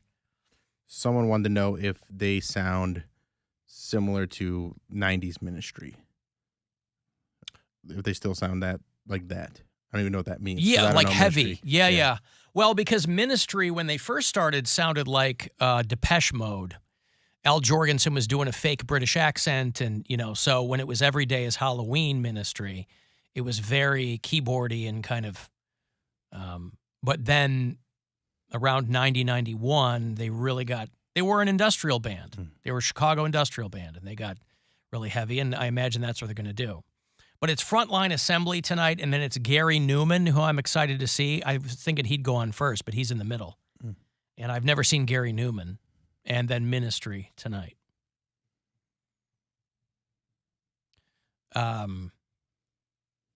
So, yeah, I don't know. Excessive intoxication, live streaming the event without permission, and ignoring venue rules are the complaints that people have. But I also wonder if maybe people, their antenna are more sensitive now, too. The other side of that coin is you might have people that are being more belligerent, combined with the fact that people perhaps are more sensitive to that kind of stuff, or it hits them the wrong way. Because a lot of these people use the pandemic as the demarcation line. Mentally, they go, pre-COVID, didn't see this kind of stuff. Mm-hmm. And you kind of have to wonder if there's a Mandela effect on that. Because COVID was such a weird time that on the other side of it, you never, ever went to any kind of show where people were standing there with their arms at their sides, making sure that people next to them had personal space. The smartphone thing has always been something that has made people upset. Because if you're at a show and the person in front of you, you're watching it through their screen because they're filming it. Like, dude, your 3 followers don't care that you were at this show. But it's your experience. You bought the ticket. You can watch it however much you like. I always think of it from the band's perspective. How strange it must be to be up there performing, and it's not people jumping around. It's people, and obviously that's something I think that'll vary by genre. Not necessarily people jumping around, but you're looking at a sea of phones. And that's got to kind of take you out of it a little bit. Because you're like, well, I'd like to see people out there going nuts. Yeah, dancing, having some fun. If you listen to us on iHeartRadio, let me know if you do it from somewhere else on the map. Make sure you get a pin on this thing here behind me. Our bureau chiefs all around North America. Andrew listens in Loveland, Colorado. Caitlin's in Prescott, Arizona. Holly and Paul are in Phoenix. Chris is in Pittsburgh. Phil's out in Valencia, California. And you can leave messages there for us, too. Y'all were talking about first celebrity crushes, and I'm only a few years younger than Cody, so mine were a bit odd for my age. Just because my very first one at 6 was Sally Fields and Smokey and the Bandit, and then it definitely became Loretta Swift from MASH for whatever reason, but eventually it did become a little more normal for my age, which was Jessica Simpson and Dukes of Hazzard, which, that explains why I like big eyes, blonde hair, and muscle cars as an adult, so, makes sense. Hate the show. I think he said Swift, but Loretta Swit was Hot Lips Houlihan on the MASH television show. I just watched, I've talked about how I'm trying to watch all these 70s movies that I never saw because I was too young and I just never got around to them. So I had never seen MASH the movie. Have you ever watched MASH the movie? I never watched MASH the movie Robert Altman, or the show. Oh, you never watched the show? I've seen moments of it, but I've never. My dad loved MASH, so when I was a kid, I'd watch MASH with him. But yeah, MASH the movie is Elliot Gould, Donald Sutherland, Robert Duvall is in it. But Loretta Swit, I don't even know if she's still alive. She was Hot Lips Houlihan, and she was a piece back in the day. She is alive. She's 85 years old. Loretta. And Loretta Swit, S-W-I-T. Hot Lips Houlihan. Ironically, her husband's last name is Houlihan, so I don't know if, whatever. But, yeah, Sally Field and Smokey and the Bandit was Foxy, too. But I'm surprised going with Loretta Swit and Sally Field that he went with Jessica Simpson in the Dukes of Hazzard reboot, the awful Dukes of Hazzard movie, rather than Catherine Bach, the original. He must like blondes. Well, I'm guessing also it had to do with that was just so prominent when that movie came out because she did that music video, and that music video to These Boots Were Made for Walk. Did she? Is that what she did? She did some cover song, and she's, I think, washing the General Lee in the music video, and it's pretty good. Okay. It's pretty good. I just remember there's a great Australian band called Spider Bait, and I remember they covered Black Betty for the Dukes of Hazzard. But what a terrible movie it was. That was the movie that was supposed to launch Johnny Knoxville. He's like, I got to get the hell out of this jackass thing. I'm going to be a movie star. And he's done a bunch of movies, but that Dukes of Hazzard, boy. The expectations were too high for that movie. Willie Nelson was Uncle Jesse. It was Stifler and Johnny Knoxville. And then Jessica Simpson was Daisy Duke. Who was Roscoe P. Coltrane in that? Dukes of Hazzard movie. I saw it one time, and then I never saw it again. I can't remember who he was. God, that movie's almost 20 years old. Burt Reynolds was Boss Hogg. Yeah. I didn't hate that movie. I thought it was just silly. I thought it was terrible. I thought it was just a silly. I mean, it's. I wasn't into Jessica Simpson. Jay Chandrasekhar from He directed it, I believe. Yeah. From Broken Lizard. Broken Lizard, yeah. MC Gainey, Roscoe P. Coltrane. All right, well, there you go. Linda Carter was in it. She was Wonder Woman. You know, they kind of gave a nod to a couple of older actors. If you don't leave us messages on the app, you can call them in for people who want to leave voicemails. It's 216-986-8903. Hey, Alan. I don't know if it was my drunken stupor or just the fact that I've heard it so many times and it sounds like me. I think that you're giving the wrong credit to Political Joe. I think that Once Divorced and Broken Man was me, and I remember calling you, and if I'm not mistaken, although I was drunk, when the phone call cut off, it's because my wife came in the room and I didn't want to get in trouble. So I think we really need to do a deep dive and find out if that was Political Joe or me, because I definitely remember calling you about getting divorced. So I don't mean to throw a whole ratchet in whatever's going on, but I don't think that was Political Joe. I think it was me. And by the way, my name's Alan. Love you. Bye. My wife came in the room and I didn't want to get in trouble. That encapsulates the whole relationship there. No, that sweeper I have is absolutely Political Joe. Because he was like, hey, Alan. Yeah, he's doing the whole Alan thing. Call the Alan Cox Show. Is that what you want to do? Think about it, Alan.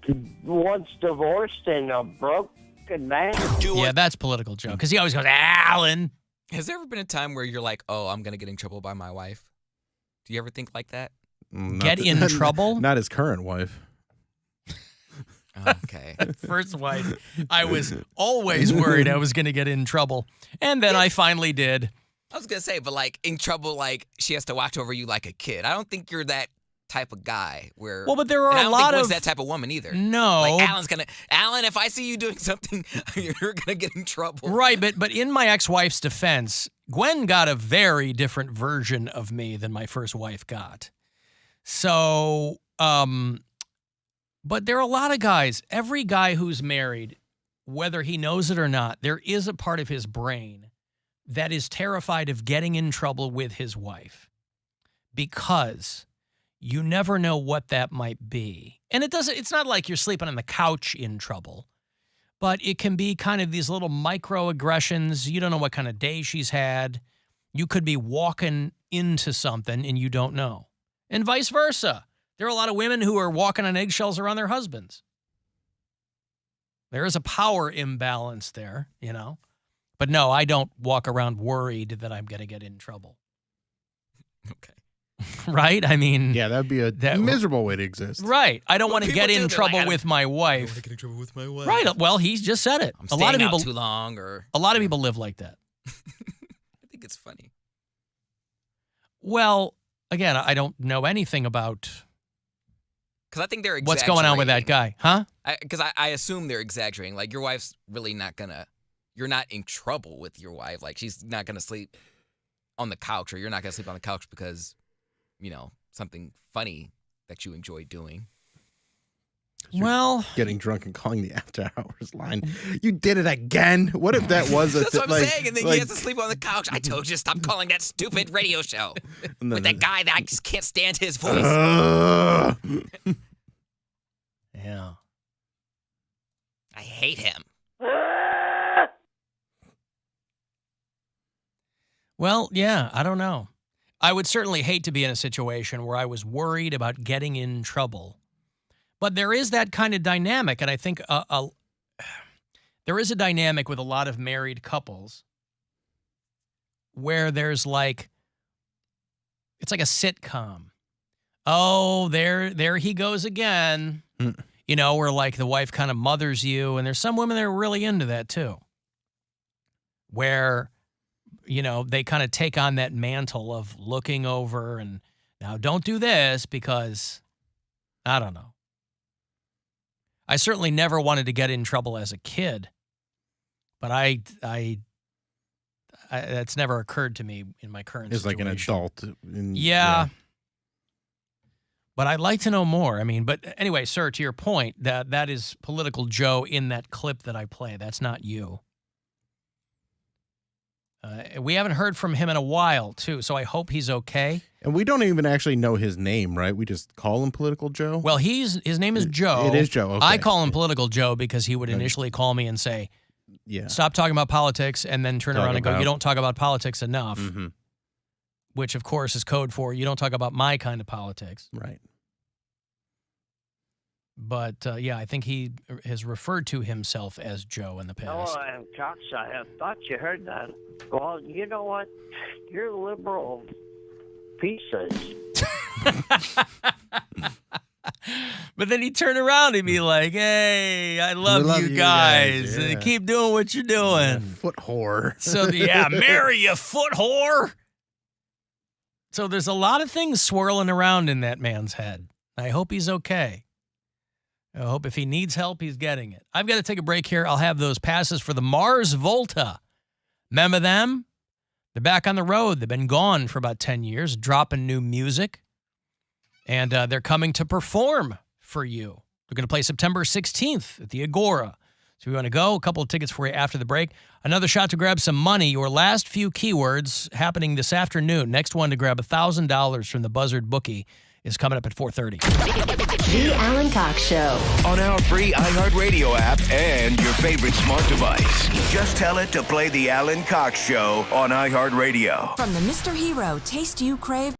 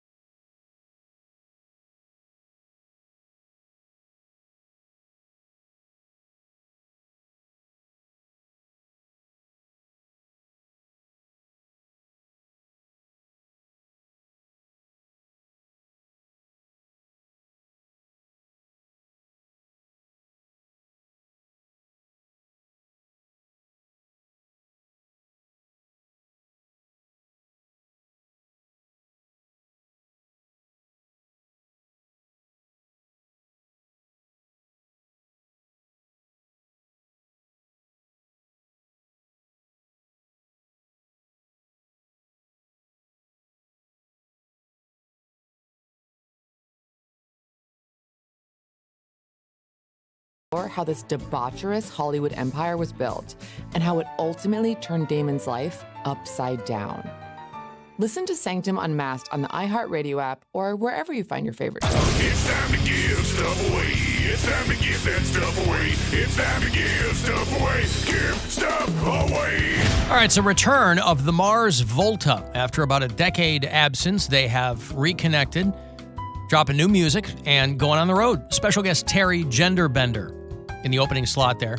The show's going to happen over at the Agora on Saturday, September the 16th. Tickets are on sale.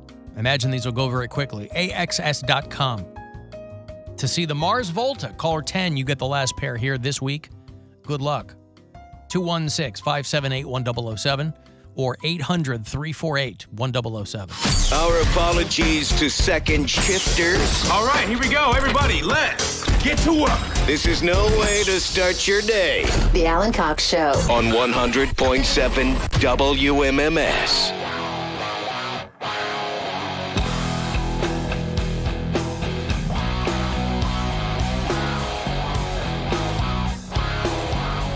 A lot of people walking around in shorts outside. Ah, what a day. What a beautiful day for a ball game. I see some of our peers, our professional compatriots, out there milling about who are going to be headed over to the Guardians game. Guardians are back home tonight for the first of three. The homestand against the Minnesota Twins, who are a pretty good ball team right now. So that'll happen at 7:10. Not far away. Twins, Guardians tonight. We'll get out of here on 6:30, and then a few minutes after that, Guardians pregame live will begin here on MMS. And I think the Guardians stay in town for a minute, too, because then the Tigers are here next week, and then the Angels. They won't be on the road again until the 16th of May. So a good stretch of opportunities for you to get to a Guardians home game. Alan, I was 11 years old, and I had that Farrah Fawcett red bikini poster. And that poster helped me discover myself. I didn't have that, and that was probably very much my era. Maybe not. I mean, I was a little kid in the 70s, but I didn't have the I didn't have posters. I assume you probably weren't allowed to put up bikini posters. No, we weren't doing anything like that. In that. a Mormon household. So as a result... I did have a collection of Victoria's Secret catalogs that I kept secret. You know? Those were Bill's secret catalogs. No, I didn't have anything like that either. But I didn't have posters on the wall. I didn't have... I was a comic book nerd. I liked movies and comic books and heavy metal. So I didn't have girls in bikinis. I didn't have posters of cars or, anything like that on the walls. But that Farrah Fawcett red bikini poster was right place at the right time. She was a big, big deal. It was iconic. I don't know that there's ever been anything since. Maybe the Anna Nicole Smith Guess ad. I'm trying to get foxy chick poster signposts in pop culture along the way. But the Farrah Fawcett one. There might have been the Pamela Anderson Baywatch poster. Okay, That's a pretty big one. Another red bikini. Yeah. Maybe you just put anybody in a red bikini. I always thought that was, from a creative perspective, I thought that was a big swing and a miss when they put Borat in the neon green swimsuit. Right. Should have been red.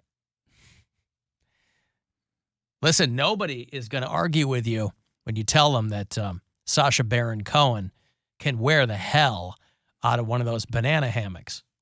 I'm just saying maybe the color choice could have been a little different.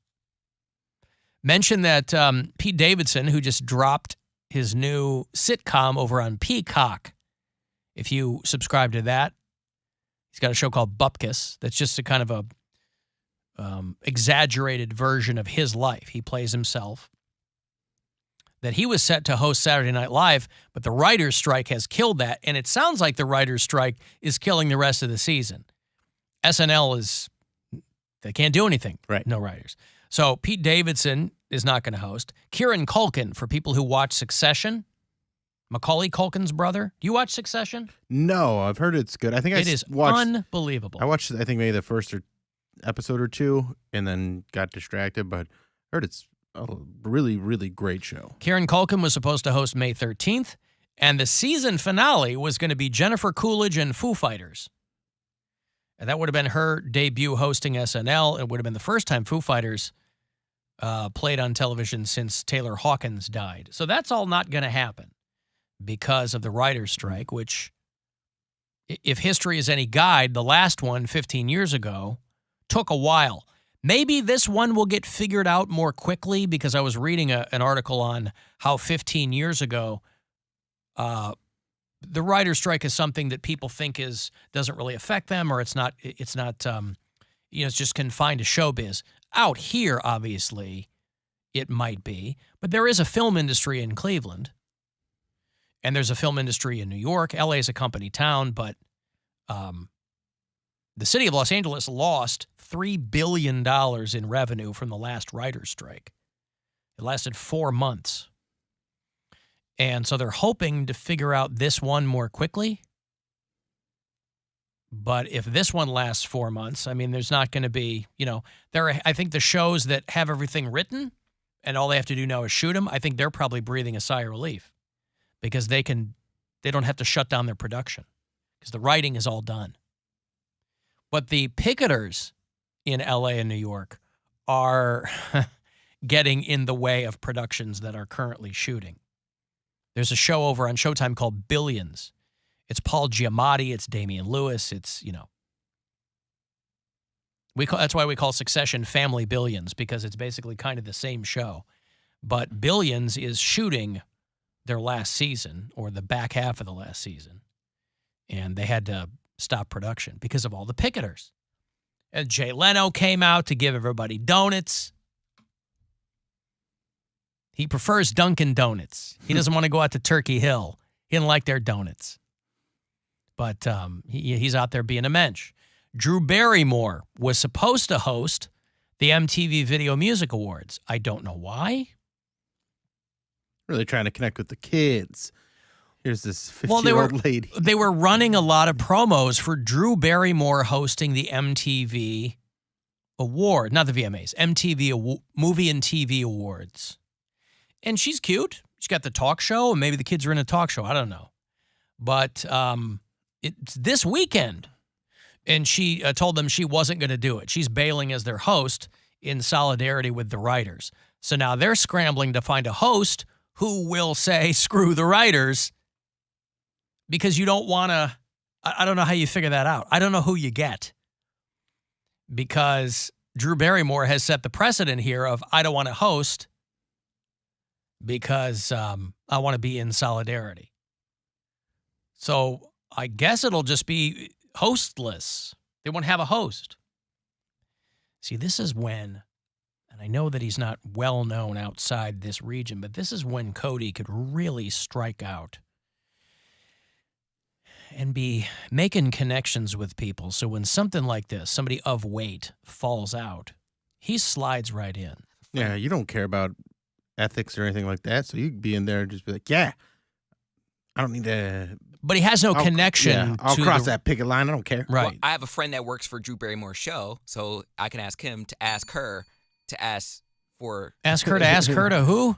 It's a little late now. I can ask him to ask her what's the number to connect me to be a host. He puts the ho in host. That's how they introduce you. Is your friend, I assume he's not a writer, he or she? No. He's one of their content creators. Like, he handles like their social media. Gotcha. Jim Tews does a bunch of the animations for that show too. For Drew Barrymore? Yeah. Oh, does he really? Mm-hmm. Oh, good for him. Oh, maybe do they shoot that in New York, or is it in LA? I'm not sure. I think I mean with that stuff, it's all remote stuff. Right. Anyway, so. Yeah, he works remote. I wonder, do they know each other? I'll ask him. I don't know if he knows anybody, because it's more of a. He's working from his apartment. Yeah, they're just like, animate this, and he does. Like, I don't know how much interaction he has with Does he do people. like a jib jab with Drew Barrymore's head? Kind of.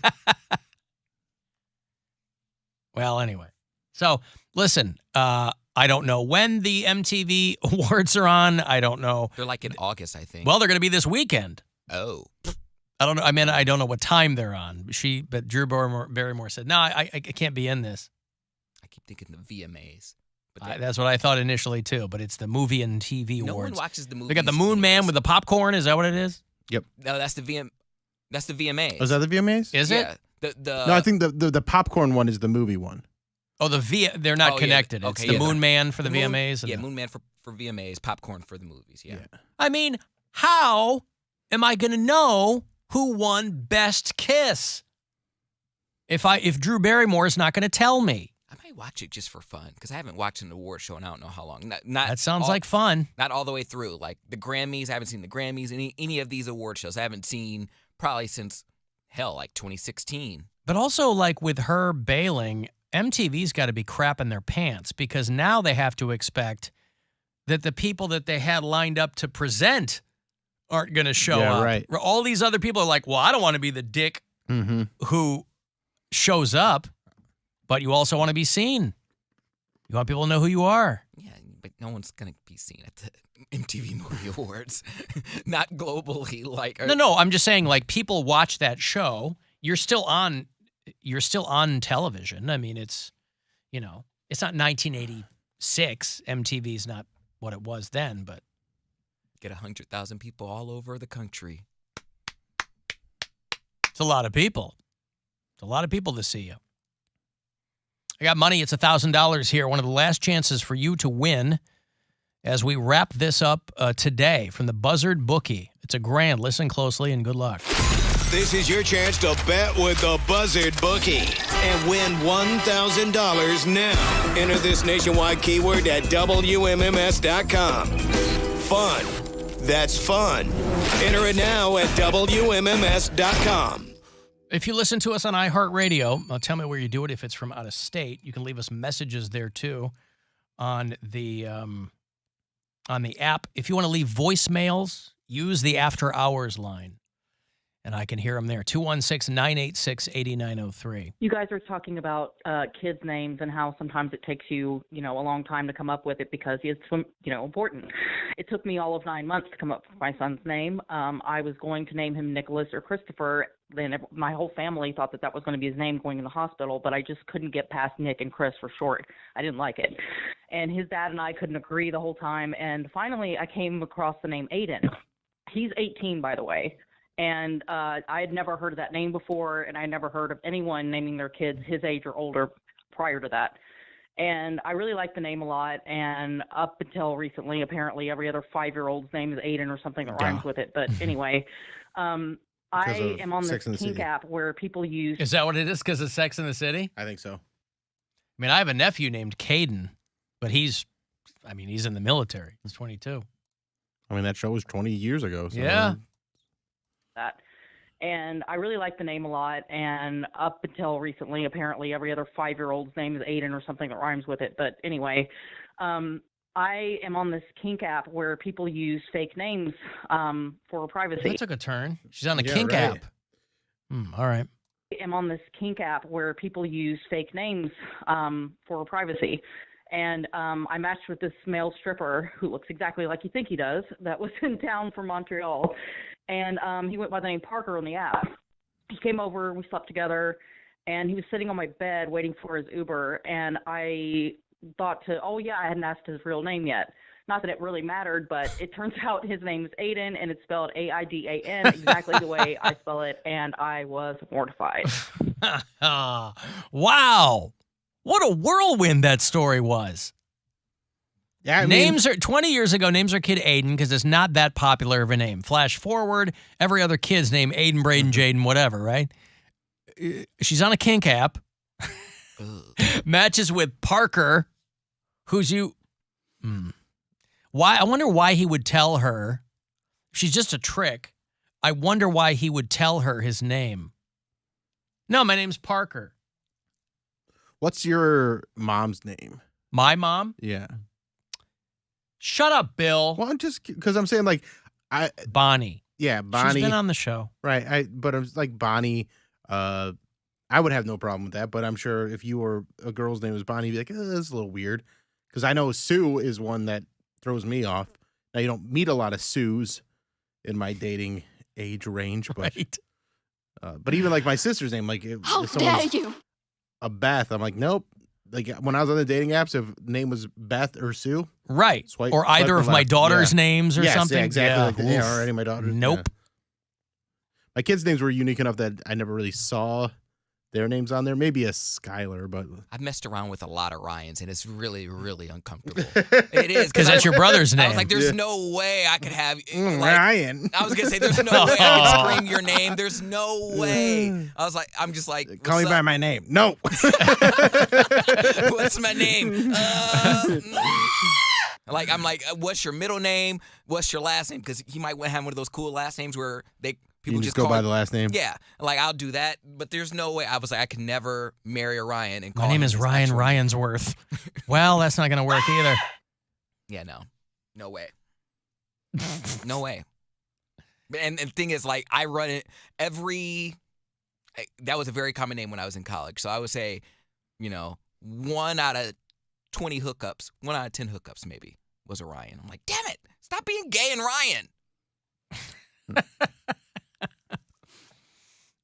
What if the person showed up to your house and it was your brother? It wouldn't be. Why would Right, he was on the low, and you didn't know. You weren't using your name, and your photo is just from the neck down, and he shows up. There would be That's a conversation. There would be no scenario in which that It's would like, happen. I don't know what's happening here, but I've got to get back to work, and we never met, and it would be weird. I don't think my brother's aware of like my dating apps. He turned me on to Facebook dating, but he never asked me about Grindr or anything like that. So no. Boy, I'll tell you what. Bad news for the sandwich ordering app called Grindr. Oof. You talk about bad timing. So sad. It's not the meat I ordered. I was gonna say I bet it's better though.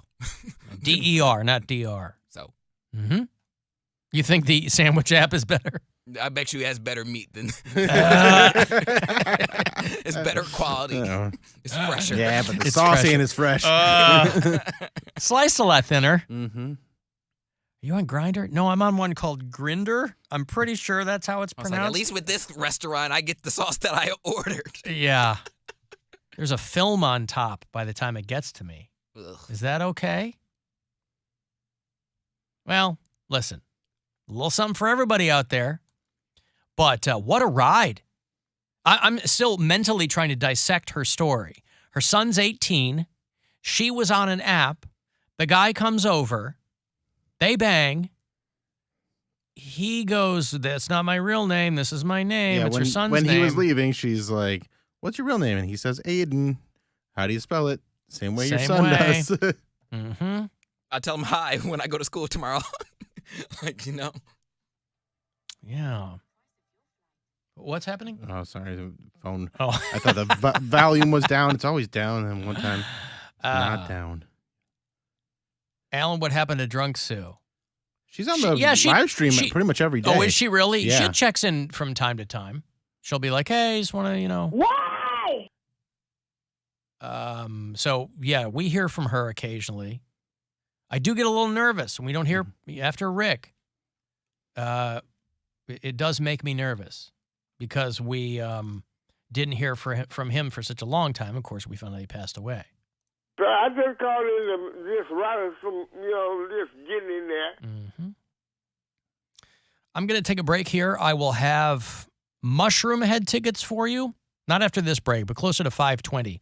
They got the 30th anniversary and Halloween show back at the Agora. It is October 28th. So if you're a Mushroom Head fan, want to get gussied up, dressed up for Halloween and go see them in all their glory, I'll get you a couple of tickets for that later on. A couple of chances left this afternoon for you to grab $1,000 from the Buzzer Bookie, so listen for those keywords. Want to text for anything else, 35192, and we'll be back. The Alan Cox Show on 100.7 W.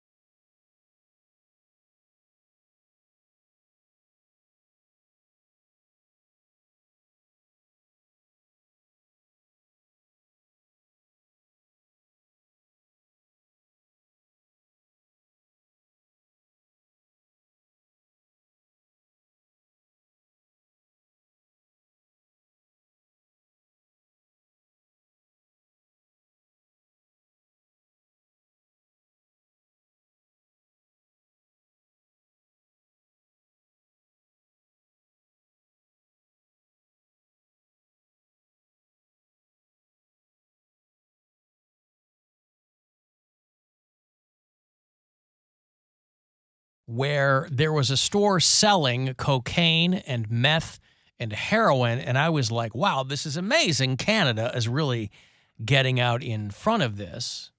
We have one or two bureau chiefs in Vancouver who listen on iHeartRadio. Canada has some different policies than we do down here with our decades-long and failed war on drugs. It was about 20 years ago that Portugal became the first country in the world to decriminalize possession of all drugs. And in the 20 years since, there have been some other countries that have gone that way. British Columbia, where Vancouver is, kind of had a similar thing at the beginning of this year so that they could keep an eye on what people were doing. Well, I guess a guy opened a store. He called it the drug store, and it was a brick and mortar joint where anybody who was over 18 could walk in and buy a couple of grams of these drugs. And it seems a long way to go to make a point, which I can only assume is what he was doing. He had to know that he was going to get shut down. But it was about a day later that they came in, and now he's looking at charges of drug trafficking, which I guess he didn't get the right permits. You always got to pull the permits. He's hoping that the whole thing goes to court and he will just be able to explain himself, I guess. But I thought it was, when I first read the story, I assumed it was all on the up and up, and I was interested to see how that was going to go down. But it was just a dude who was selling coke and heroin and ecstasy and all kinds of other stuff. And they came in and they, if you'll pardon the pun, cracked down on him. See what I did? Yeah. They cracked down on him, Bill. Drugs. Because of the crack. And although I got to say, they are kind of playing fast and loose with the terminology here. Because when I first read the story and they were talking about operating a storefront in downtown Vancouver, I was like, wow, that's why I thought it was legit. But then they show a photo today when they said the guy got picked up, and it's just a mobile trailer attached to a truck. I'm like, well, that's not a storefront. Just because it's a giant structure, it's on wheels. And it's being pulled by a truck. So would it have been okay if he wasn't in a trailer like that? But that's why I thought it. Like, this guy opened a store, and it got the okay from the city. If that wasn't the case. So we have some Canadian bureau chiefs. We have a lot of people who listen to the show in Rochester, New York. I've never been to Rochester. You have, yeah? You've performed there. Yeah, it's been a while. You visited? I've been there. It's been a while though.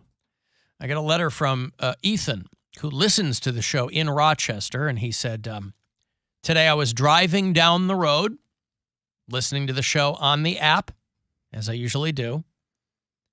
And when we went to commercial, he started listening to System of a Down.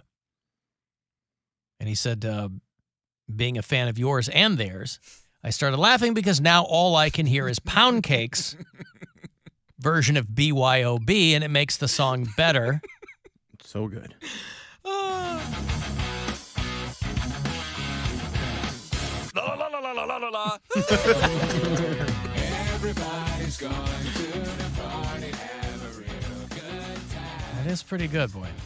All right, so he's in Rochester? Rochester, that is New York. Good to know, because we need someone on the ground in Rochester to find the newest Lindy corn commercial. I talked about it when I went to Jamestown. I thought she was in Buffalo. But I think it's all regional. Oh, okay. Rochester and Buffalo are close to each other. Yeah, I saw it when I was in Jamestown.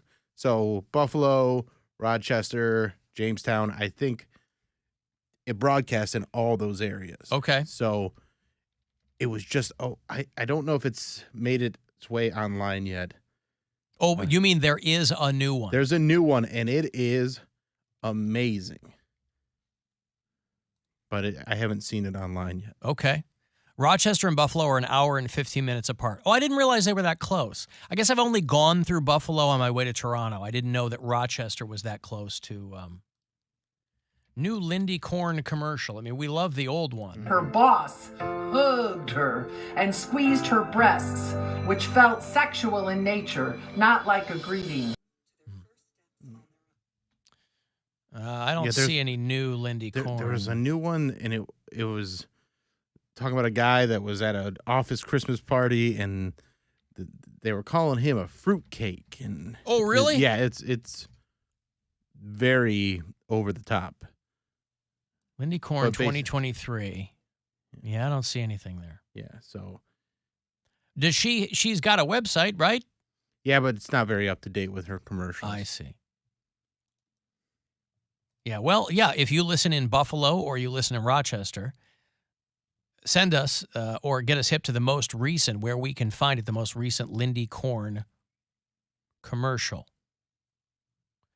She's a discrimination attorney who does these not even wild commercials. It's just her style. Yeah. She's very well known up there. She has litigated a lot of cases of women who've been discriminated against for breastfeeding at work.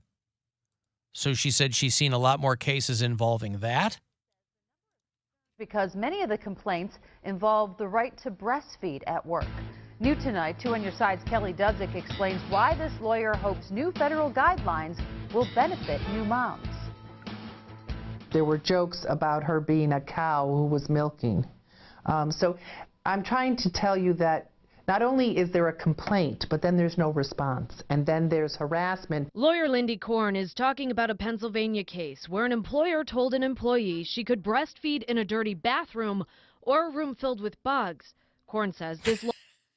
Do you want the dirty bathroom or the room filled with bugs?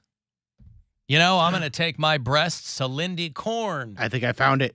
Oh, yeah? I think I found it on TikTok. I'm going to email it to you right now. Yeah, send it to me. Yes, this is the one. Because Lindy Korn, you just know, has seen some bull shrimp, and she's like, I'm not putting up with any nonsense, so I'm going to speak straight talk to you in my commercials and otherwise. I'm not pussyfooting around. Her boss hugged her and squeezed her breasts, which felt sexual in nature, not like a greeting. Okay. Oh, I'm so excited about this. Well, I'm watching. Waited with bated breath here. Now, it's somebody watching, so I don't know if they watched it and gave commentary and swore, but I hope they didn't. Do you want me to watch it real quick? No, I'll play it, and if they swear, I'll dump it here. Okay, here's for people who are watching on the live stream. The new Lindy Korn. Complained that after he danced with his husband at a holiday work party, the next week at work, he was called a fruitcake. Does this sound familiar? If so, call the law office of Lindy. He was called a fruitcake. Yeah.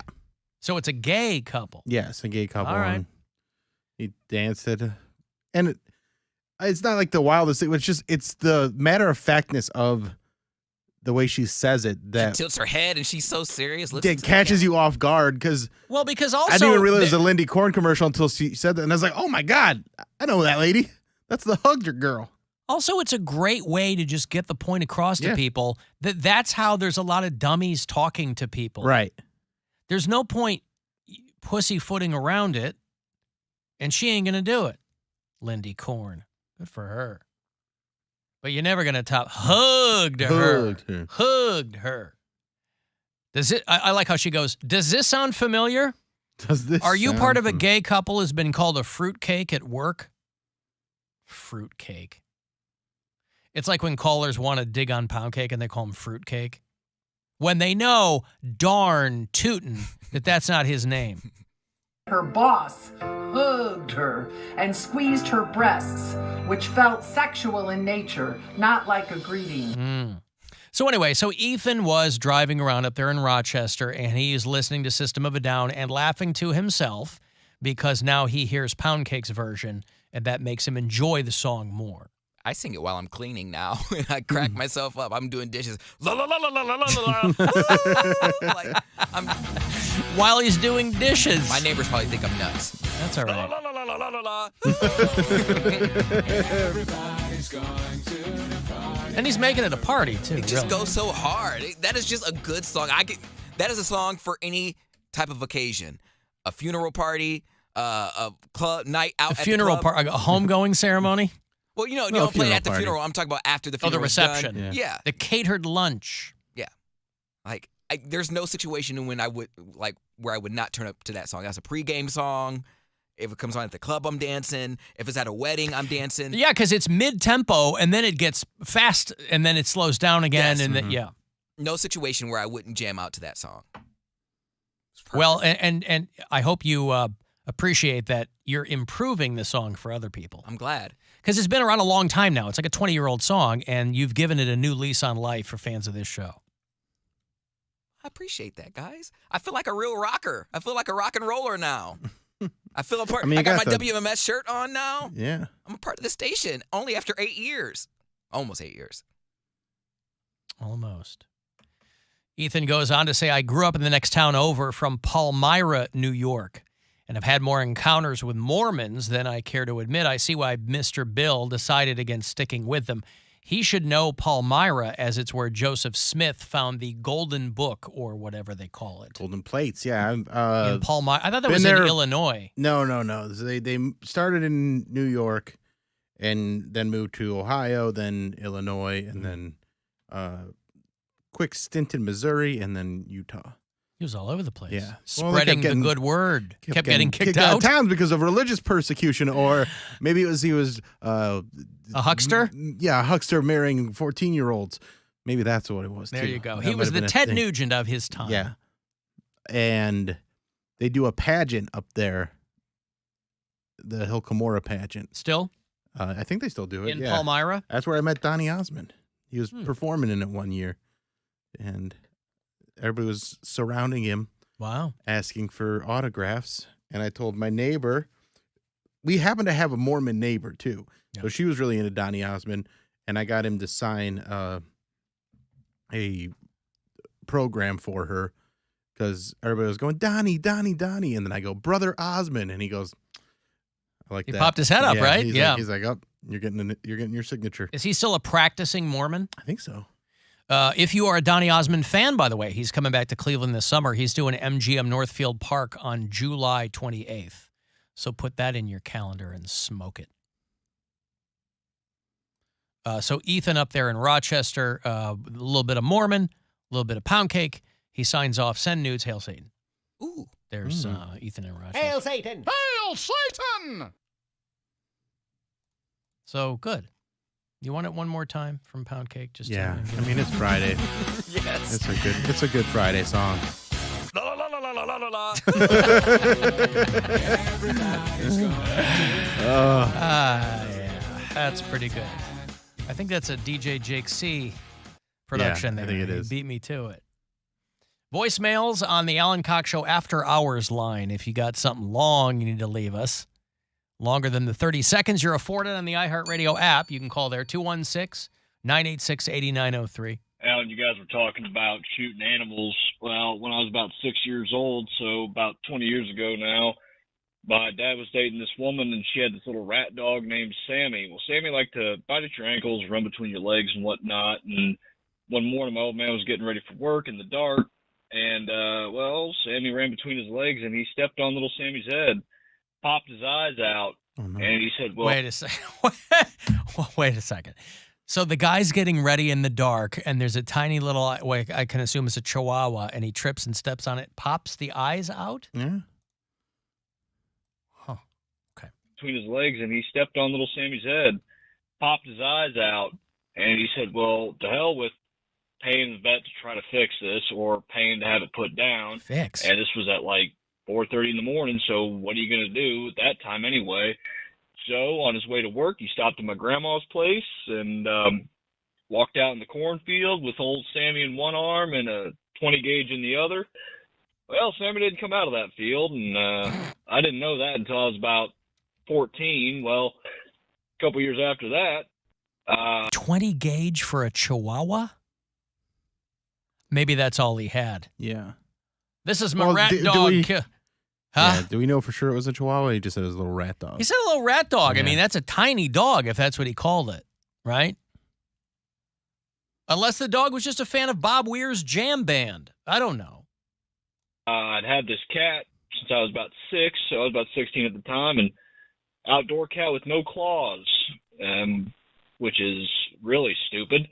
And well, this cat liked to get in fights, and, well, Sweets was her name, and she came back to the house one day all beat up, eye half gouged out, stomach cut open, and my dad looked at me and said, "Son, I'm not paying to have this thing fixed at a vet, and I'm sure as hell not going to pay $150 to have it put down." He goes, "Well, technically it's your cat, so if it comes time, you're going to have to take that cat out in the field and, well, do it the old way of Sammy." And the cat didn't end up needing to be shot or anything, but ended up living till last year, so that cat was almost 20 years old.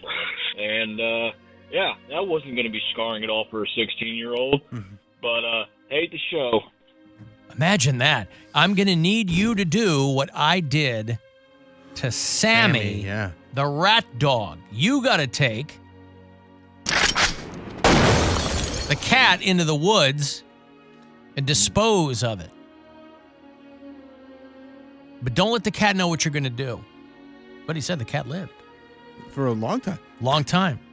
You know why? Because he went out of the forest and hugged it to let it know that it was still loved. You're going to live, you little fruitcake. Yeah. That's right. Wow. You rural Americans are so crude with your humor. I love it. Woof. You don't I stepped on my girlfriend's rat dog. I got to take it out into the back 40 and take care of things, and I'll be back in a second. And, Daddy, where's the dog? Dog's, it's lying over there on a giant 500-pound pile of pasta right along the riverbank. It'll be fine. It'll decompose. Wow.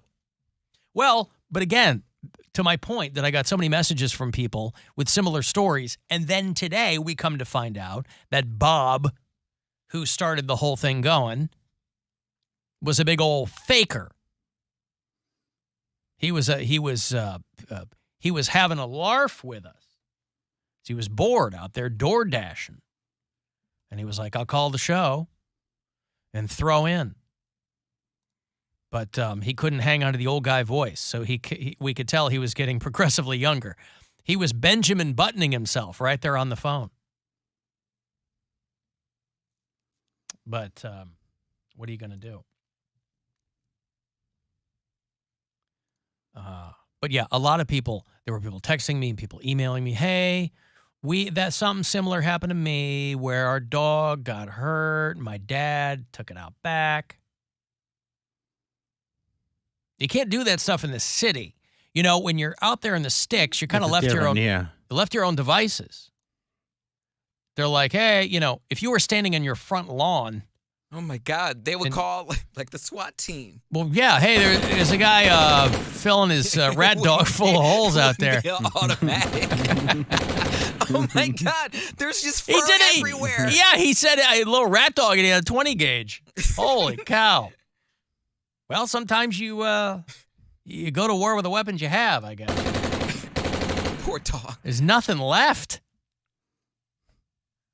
Like somebody shot up some jars of jelly. That machine gun sounds kind of like Poundcake doing System of a Down. Uh-huh. La la la la la la la la. Why'd you go so high there? I don't know. Because they do, right?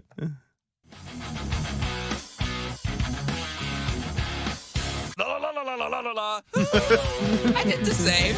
Yeah. He hears what he hears and he replicates it as best he can. I've got to take a break. I'll have that last pair of tickets for you if you want to get to that Mushroom Head show, October 28th at the Agora, the 30th anniversary and Halloween show with Mushroom Head, a local tradition, really. So we'll get you a couple of tickets for that. 5:30, next keyword for you to grab $1,000 from the Buzzard Bookie. Last couple of keywords on the show today. And if you want to text for anything else, 35192, and we'll be back. This is the Alan Cox Show. Everywhere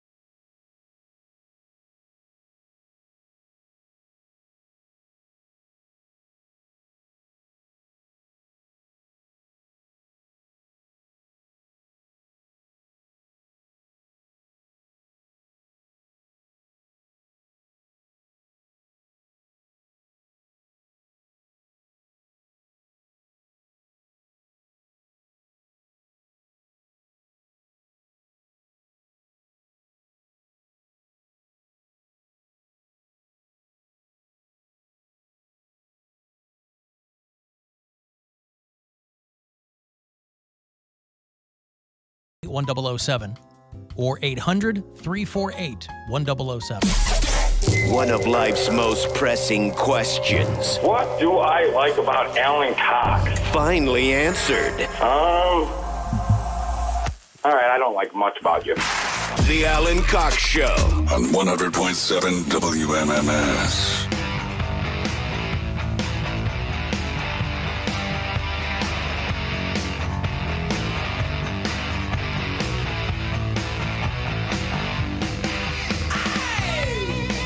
Got another $1,000 for you here in a few minutes. About 7 or 8 grand from the Buzzard bookie.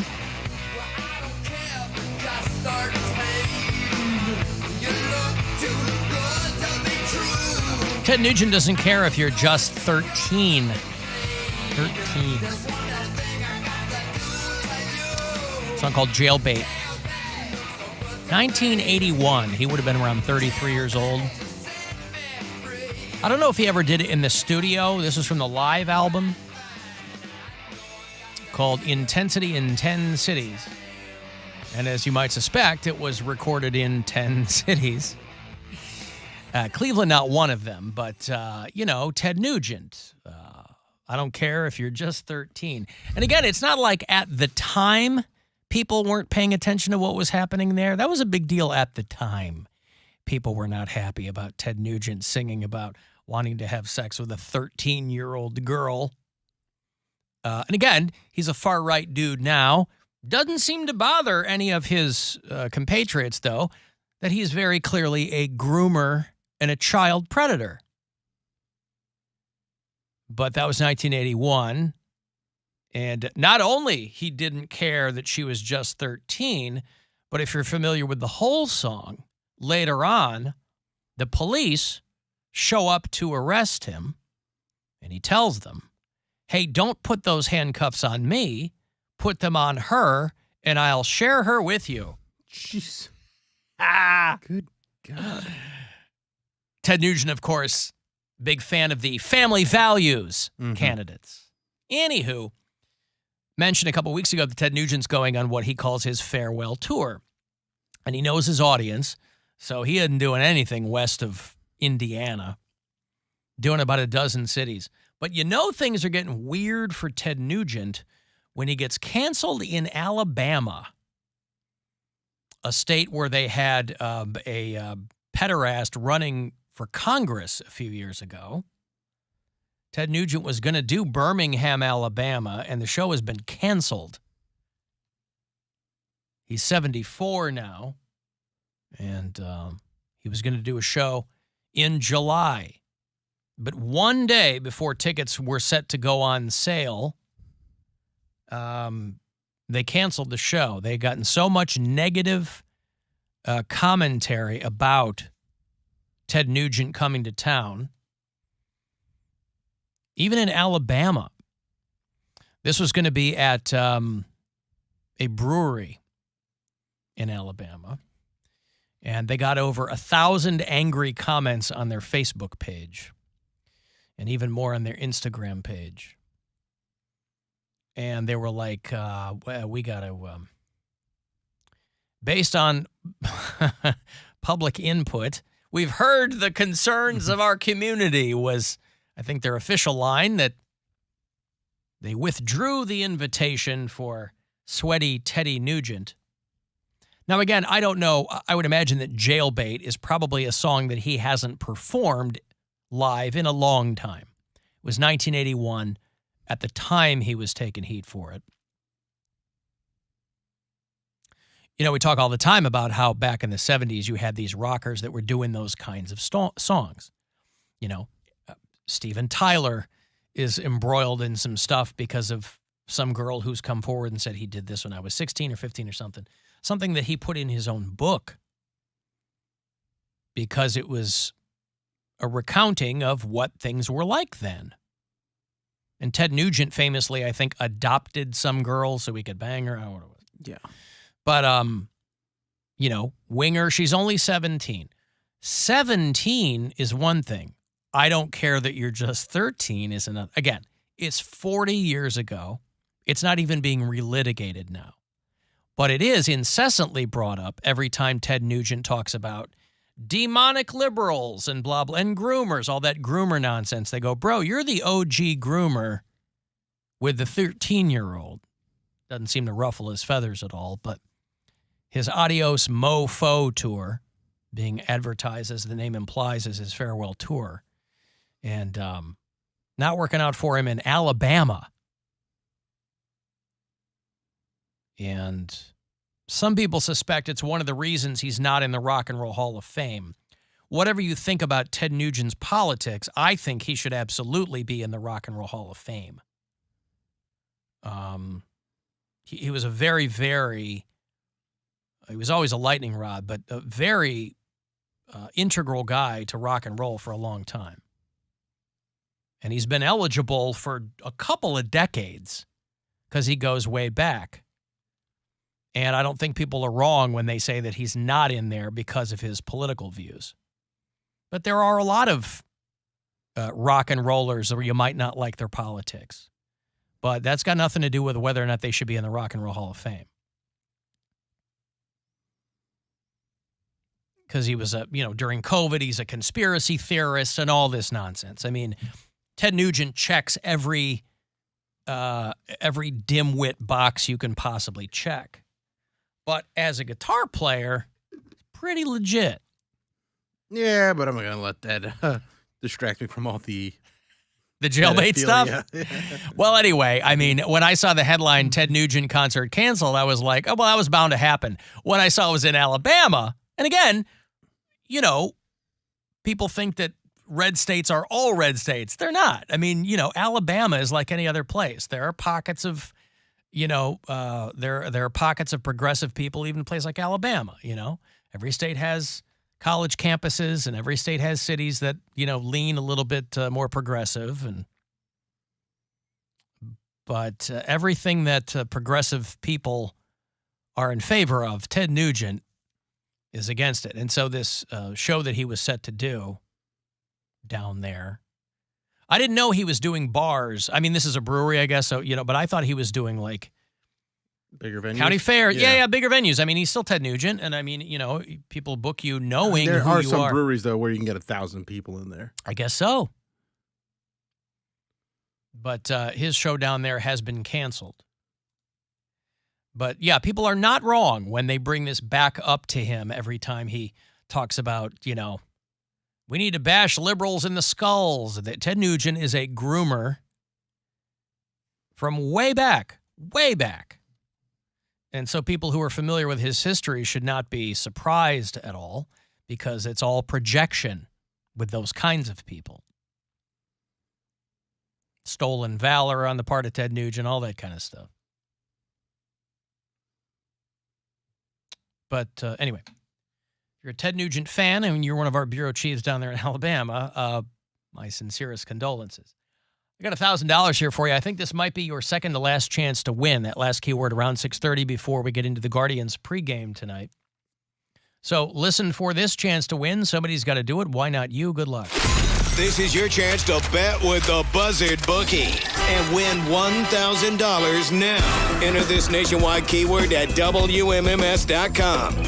Grand. That's grand. Enter it now at WMMS.com. Another message off the iHeartRadio app. If you listen to us there from out of state, tell me where. Tammy's in Tyler, Texas. Dennis is in Grove City, Pennsylvania. Stevie and Joe listen in, Stevie, Joe, and Josh in St. Louis. Alan, I am a garbage man, and the best advice that I can give you is go around to all those sons of bitches in your neighborhood and tell them to bag their trash. Bag it. Put it in bags. If you do that, it doesn't go all over the neighborhood. Love you, bye. Oh, boy. I'm not telling anybody what to do with their garbage. I assume that he wasn't saying he was a garbage person. Yeah, he's a garbage man. Yeah, he's a waste collector. Right. Alan, you are such a hypocrite. All of you are on the side of 13 being the age of consent. I think you're listening to the wrong show. When did any of us ever say that? No. Yeah, I think you're listening to the wrong That is show. not anything we have ever said. You want to be a little bit further down the dial. Yeah. Hey, what the hell? Well, it's projection again, I guess. I don't know. Hey, Rat. Hey, little radio buddies. How you guys doing? Sup, Rat? Good. Got a quick one. It actually ties into Alabama and killing animals. God, when I was about 12 years old, maybe 10 years old, I would spend all my summers on Aunt Nancy's farm in Auburn. And we had been away for a couple of weeks. War Eagle. And we had been away for a couple of weeks. And it had just rained and rained and rained. And she had sheep.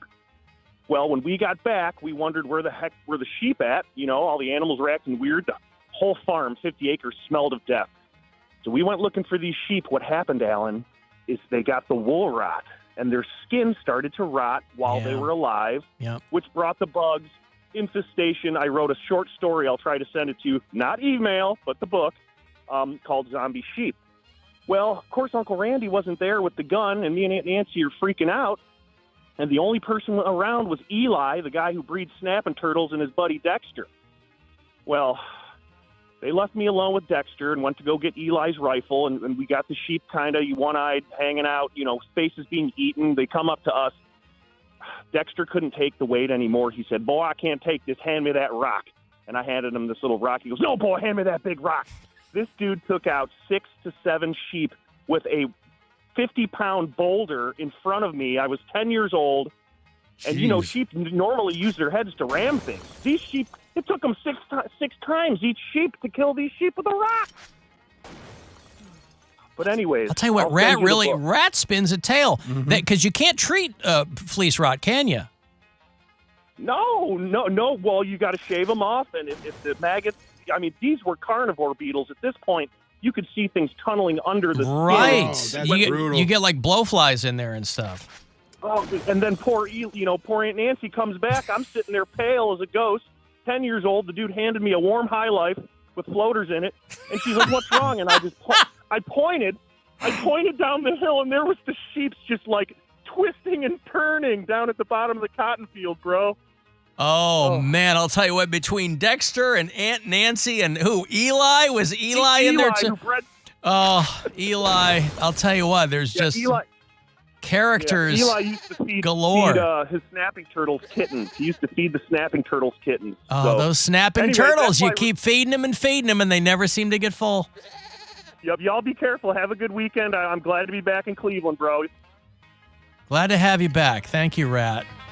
What a tale. Right? Tell you what, I feel like I've really been taken on a journey. Dexter I the don't sheep. need to go on any more of these journeys. I don't like these. These are brutal. I mean, I assume Rat was making that up as he went along, and bravo. Author. Because that was,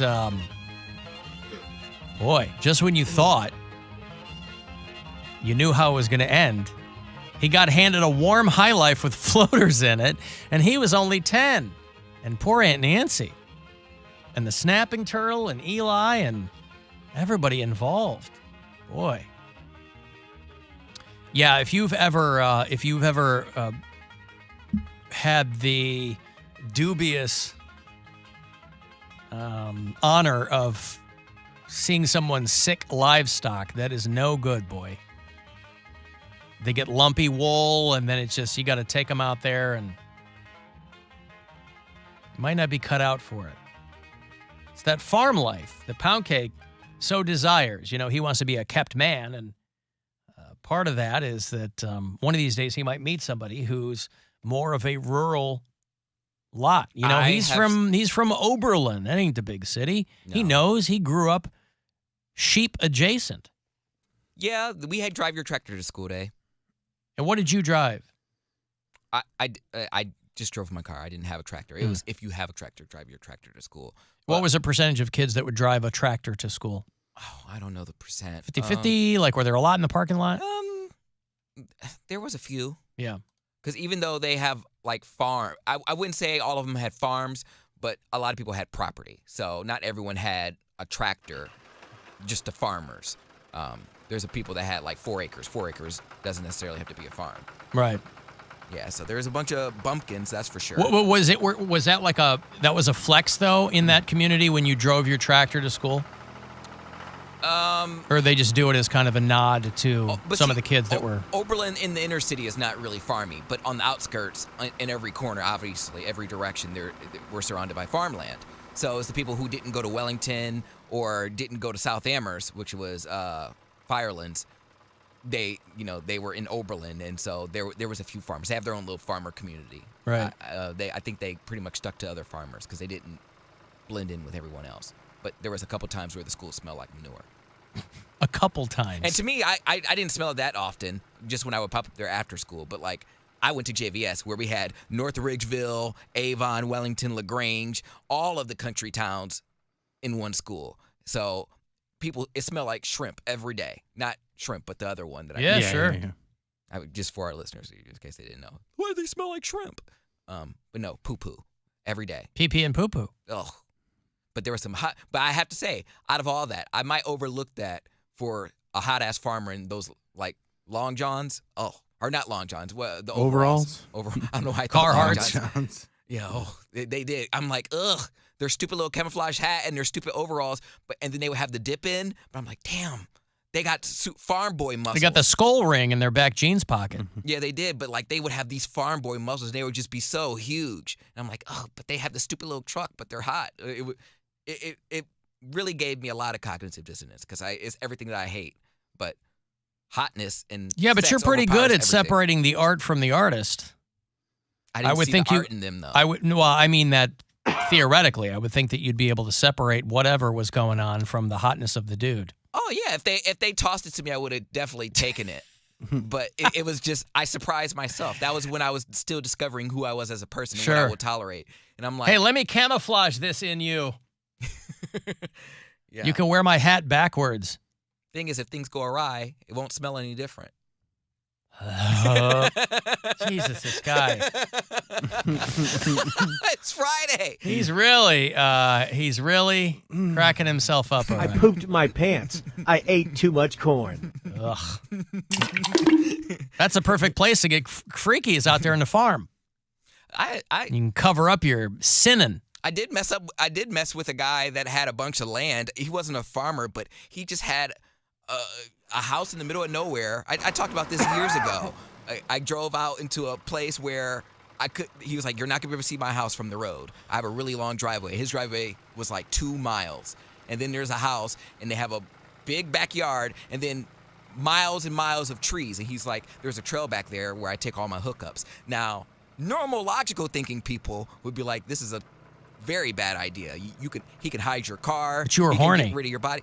Yeah, but a horny person was like, "Oh, this sounds awesome." Well, of course. Where do you go? Like, you got your brain all in a froth. Yeah, You're not in control anymore. I've never been completely naked in the woods, banging on a log. Like that's cool. And that's what we did. Could you imagine if somebody's just walking by, like a land surveyor or something? Nope, it was his property. He had probably about like 3 or 4 miles of just trees. Nobody trespassing back there, and I don't think so. I mean, how would we know? Poundcake's naked on a log. Man, that was the life. I was like, where did you take me? He said someone died and left it to us. I'm like, wow. The log or the property? The proper time. Wow. All right. You will respect my proper time. Well, I'd like to see Poundcake. You know, who knows what life holds for him? And it might be kind of a Green Acres vibe. Lord knows I don't. For him. Well, bent over a log. Green Acres is the place to be. Farm living with some DP. I don't know. I got nothing. Wow. I got a break. If you want to send a text, 35192, AlanCoxShow.com. You can watch live, and we'll be back. The Alan Cox Show on 100.7 WMMS. And everywhere.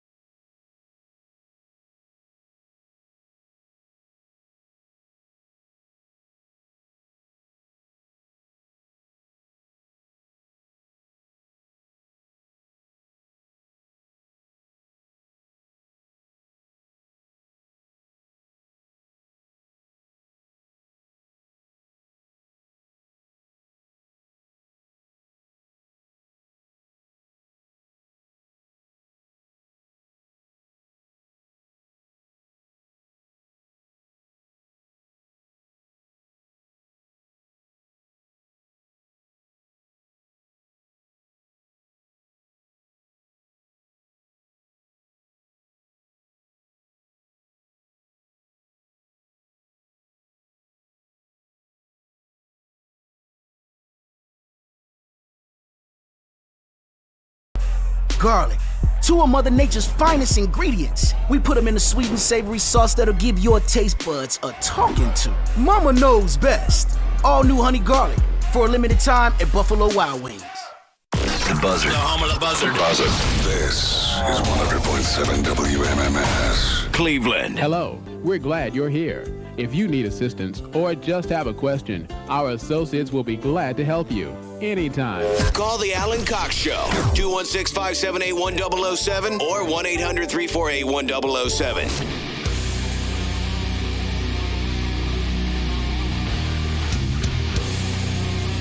There's a little taste of what's coming tomorrow night.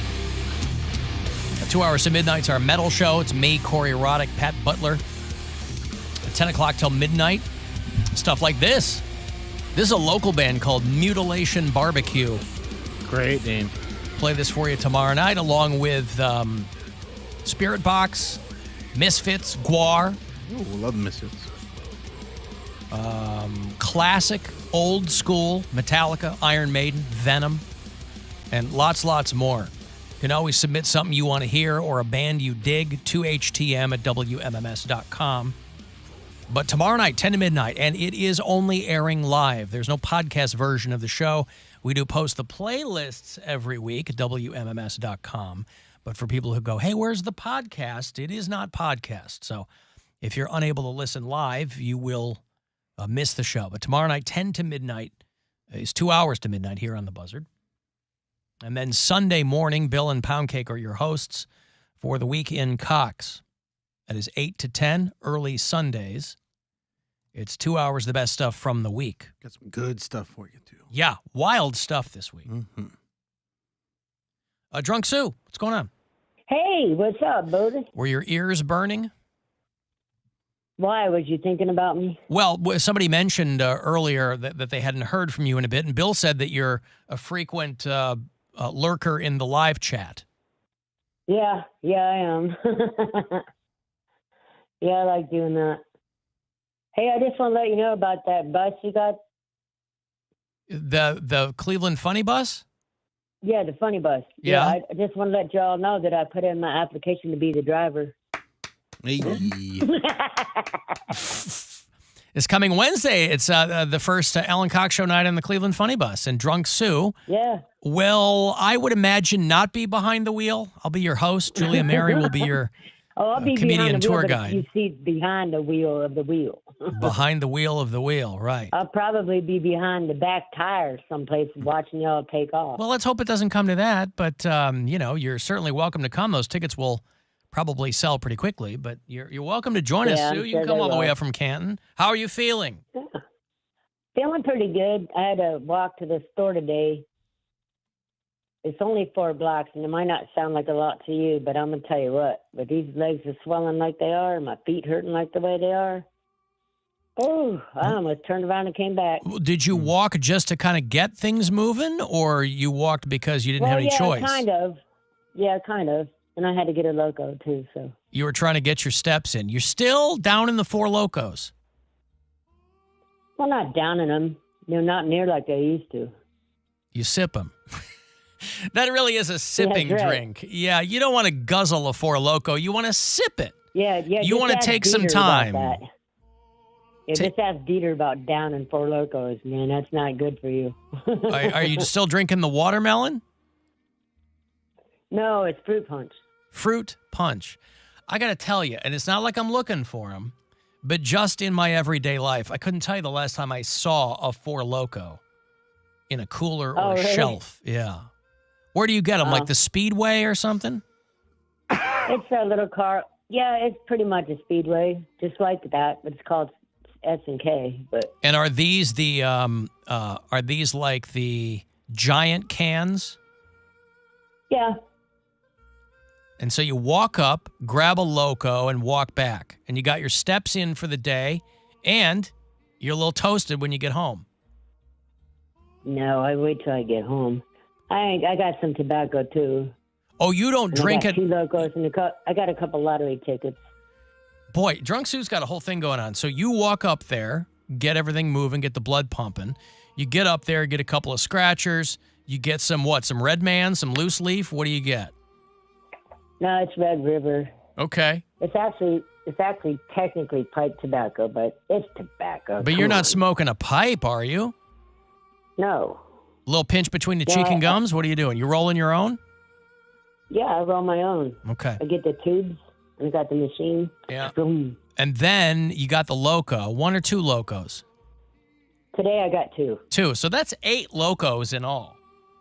2 cans of 4 Loco by my math. 8 Locos. And you don't pop them on the way, you don't pop them on the way back. You wait till you get home, and then is there kind of a ritual? You pop one open, have a sip, roll, sip, roll. Is it like that? I don't know. I mean, like I play solitaire in the middle. Mm-hmm. Okay. Listen to you guys. Have your doctors or your physicians or whoever you have to see with any regularity, have any of them suggested that you not be doing the tobacco and 4 Loco? Oh, yeah, but they just roll their eyes. They just roll their eyes. They're like, hey, man, Sue is going to do whatever Sue is going to do. Right? They know, I mean, you're your own woman. They know who they're talking to. Well, you know what? I cut way, way back. I don't get the liquor anymore. You know what I mean? Yeah. So that's a good thing. Okay. But those 4 Locos don't get your heart pounding, though? No, they get me kind of motivated to, get some stuff done around here. Motivated. All right. Yeah. Yeah, but by the time you've walked the 4 blocks and back to the S&K, it sounds like that's the motivation. I know. You know what?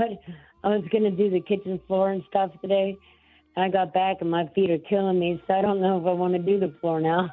Well, who could blame you? You got to wear compression socks when you make that walk? Well, yeah. Man. I didn't this time.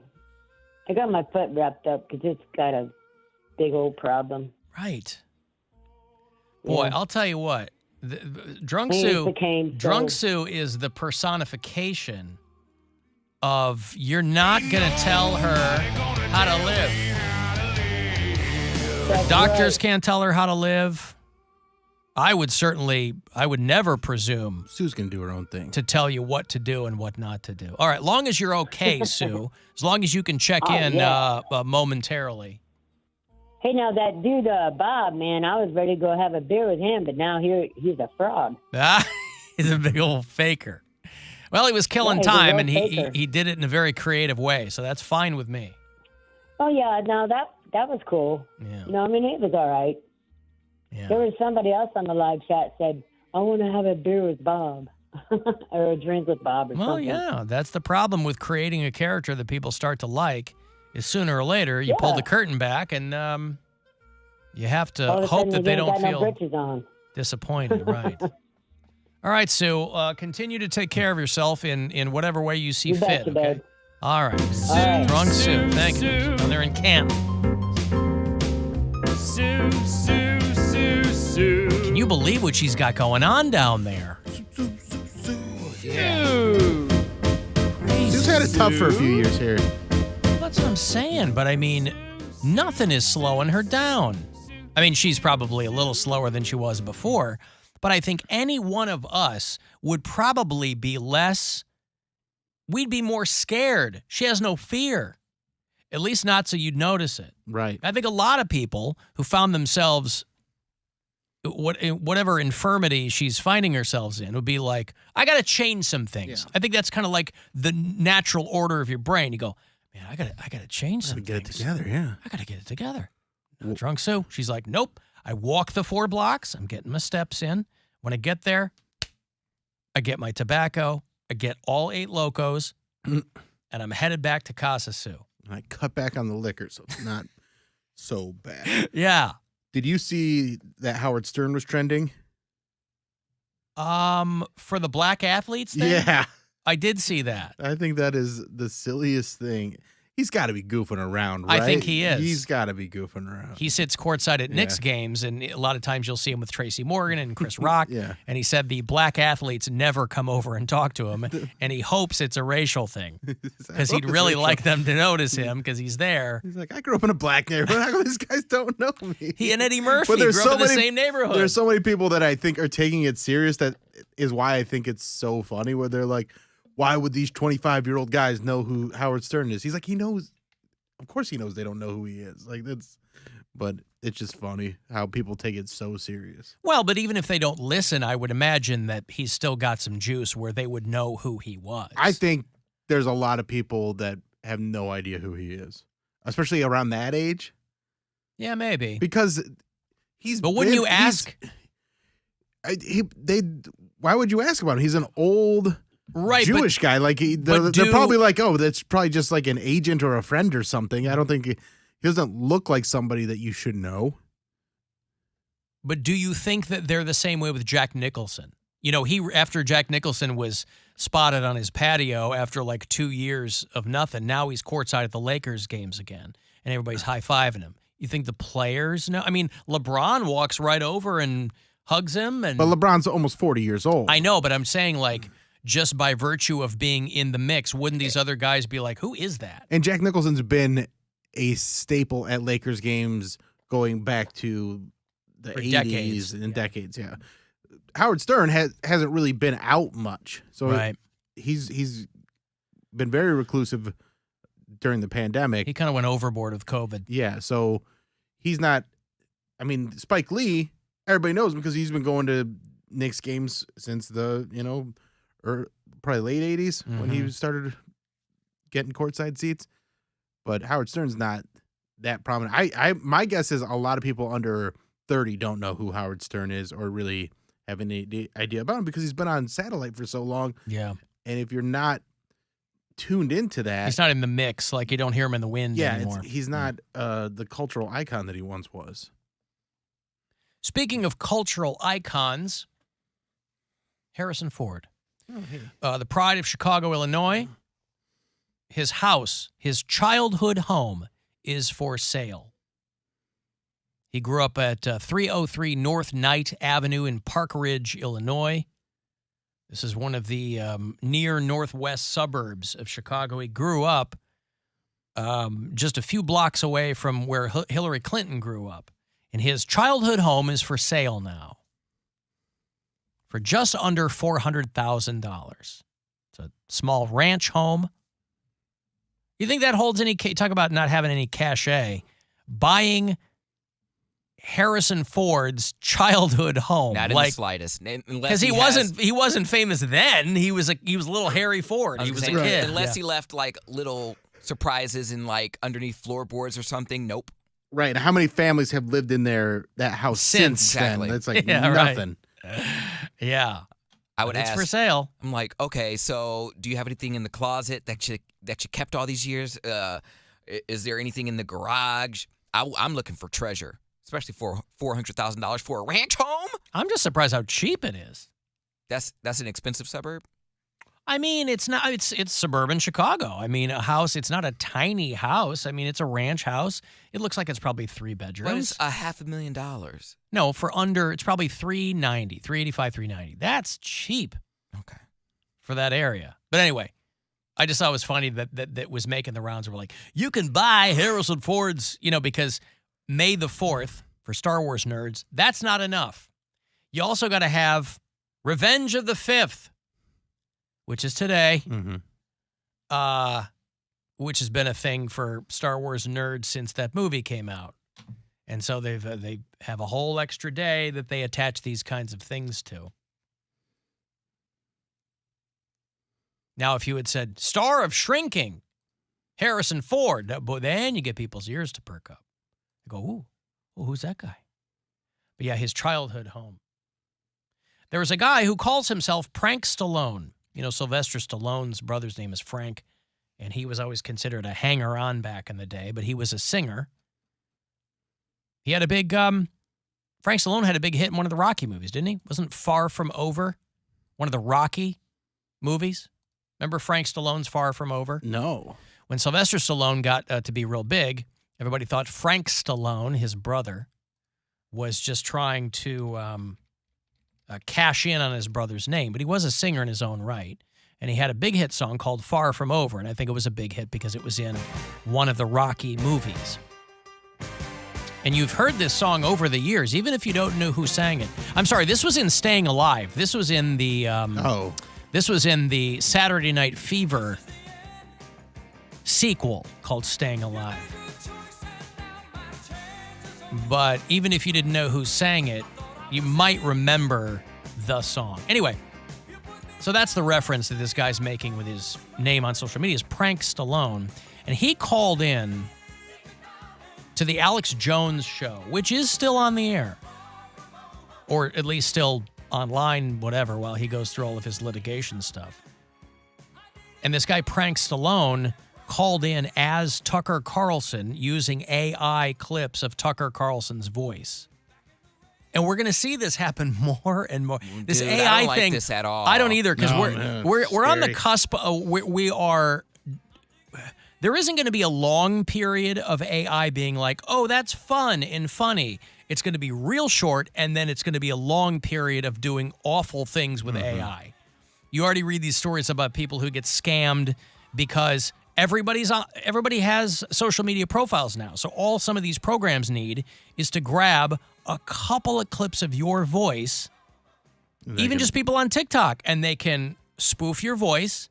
You know, you read about people whose parents get called and someone's spoofing their kid's voice saying they've been kidnapped or whatever.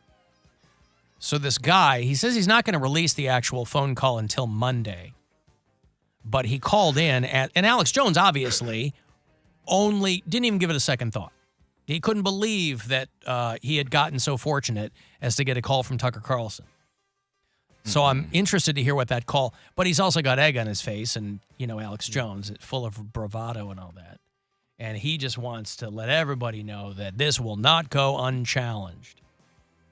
Once the guy, I guess, told him that. Because we're not going to know what's real, what's fake. And even if it is fake, we can't prove it's not fake. Right. Yes. We are entering in. I don't like that. I mean, That's why the guy that designed AI is like, hey, get rid of this. Stop it now before it gets worse. But nobody's going to stop it. No one's going to stop it. It's going to be Inception. Hey, let me tell the little prankster, Prank Stallone, something. Tucker Carlson's lawyers are involved in what you did, we believe is a crime. So I think even though you think you're safe up in Canada, you're going to get arrested for what you did yesterday. So keep laughing, you little arrogant person, and give me your best. Leak my phone number. Well, if anybody knows about crimes, it would be Alex Jones. Everywhere, attack us more. You mess with the wrong people, son. You mess with the wrong people, punk.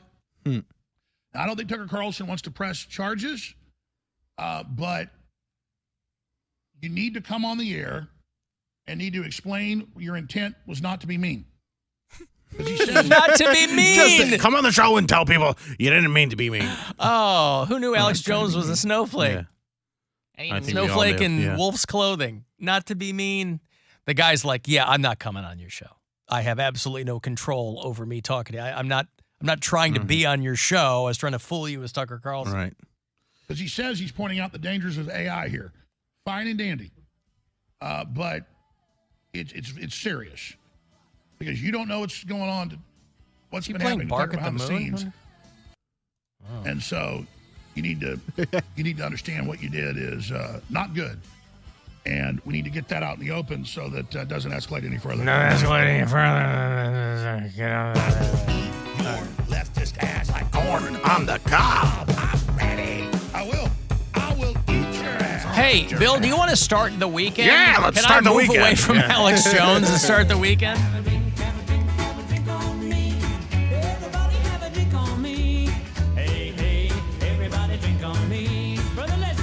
Well, when people ask, how do you begin the weekend officially, we all answer in unison with the Bill Squire Friday Get Down in honor of the late, great Murray Saul here at WMMS. Take it away, William. It's Friday! And you guys are got to get down on Friday. AI is terrified. We can't tell what's real and what's not. They're spoofing phone calls. Tucker Carlson's voice sounds like the real thing. Phone spoofer, phone spoofer, phone spoofer. It's Friday! A quick break here. We got Guardians baseball on the way. Pre-game, a little after 6:30. 7:10 is your start right around the corner against the Minnesota Twins. And what I'm pretty sure is the very last chance for you to grab $1,000 is on the way, too. That next keyword from the Buzzard Bookie is coming up here at 6:30. It's the Alan Cox Show. Everywhere on our free iHeartRadio app or whatever smart device you have. Just tell me to play the Alan Cox Show on iHeartRadio. Buzzard Radio. The Buzzard. Is Rover. You stick with me, kid. I'll show you how it's done. Rock.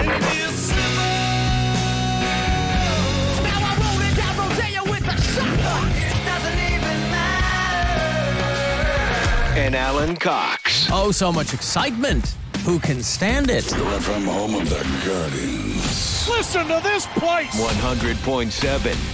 WMMS. Every September, the biggest names in music take the stage at our iHeartRadio Music Festival. Taylor Swift. Green Day. Rihanna. 2 nights. Mariah Carey. On one stage. Billie Eilish. Coldplay. Carrie Underwood. Elton John. And once-in-a-lifetime collaborations you'll never see again. Can you believe this? Lady Gaga and Sting. The police are here. How you do it? Florida Georgia Line and Backstreet Boys. Such an amazing honor. Mary J. Blige and Prince. Mary, Mary, pleasure's all mine. Justin Timberlake and Shawn Mendes. Never done this before. No Doubt and Pink. How's everybody? This September, our iHeartRadio Music Festival returns to Las Vegas. You can buy tickets to be there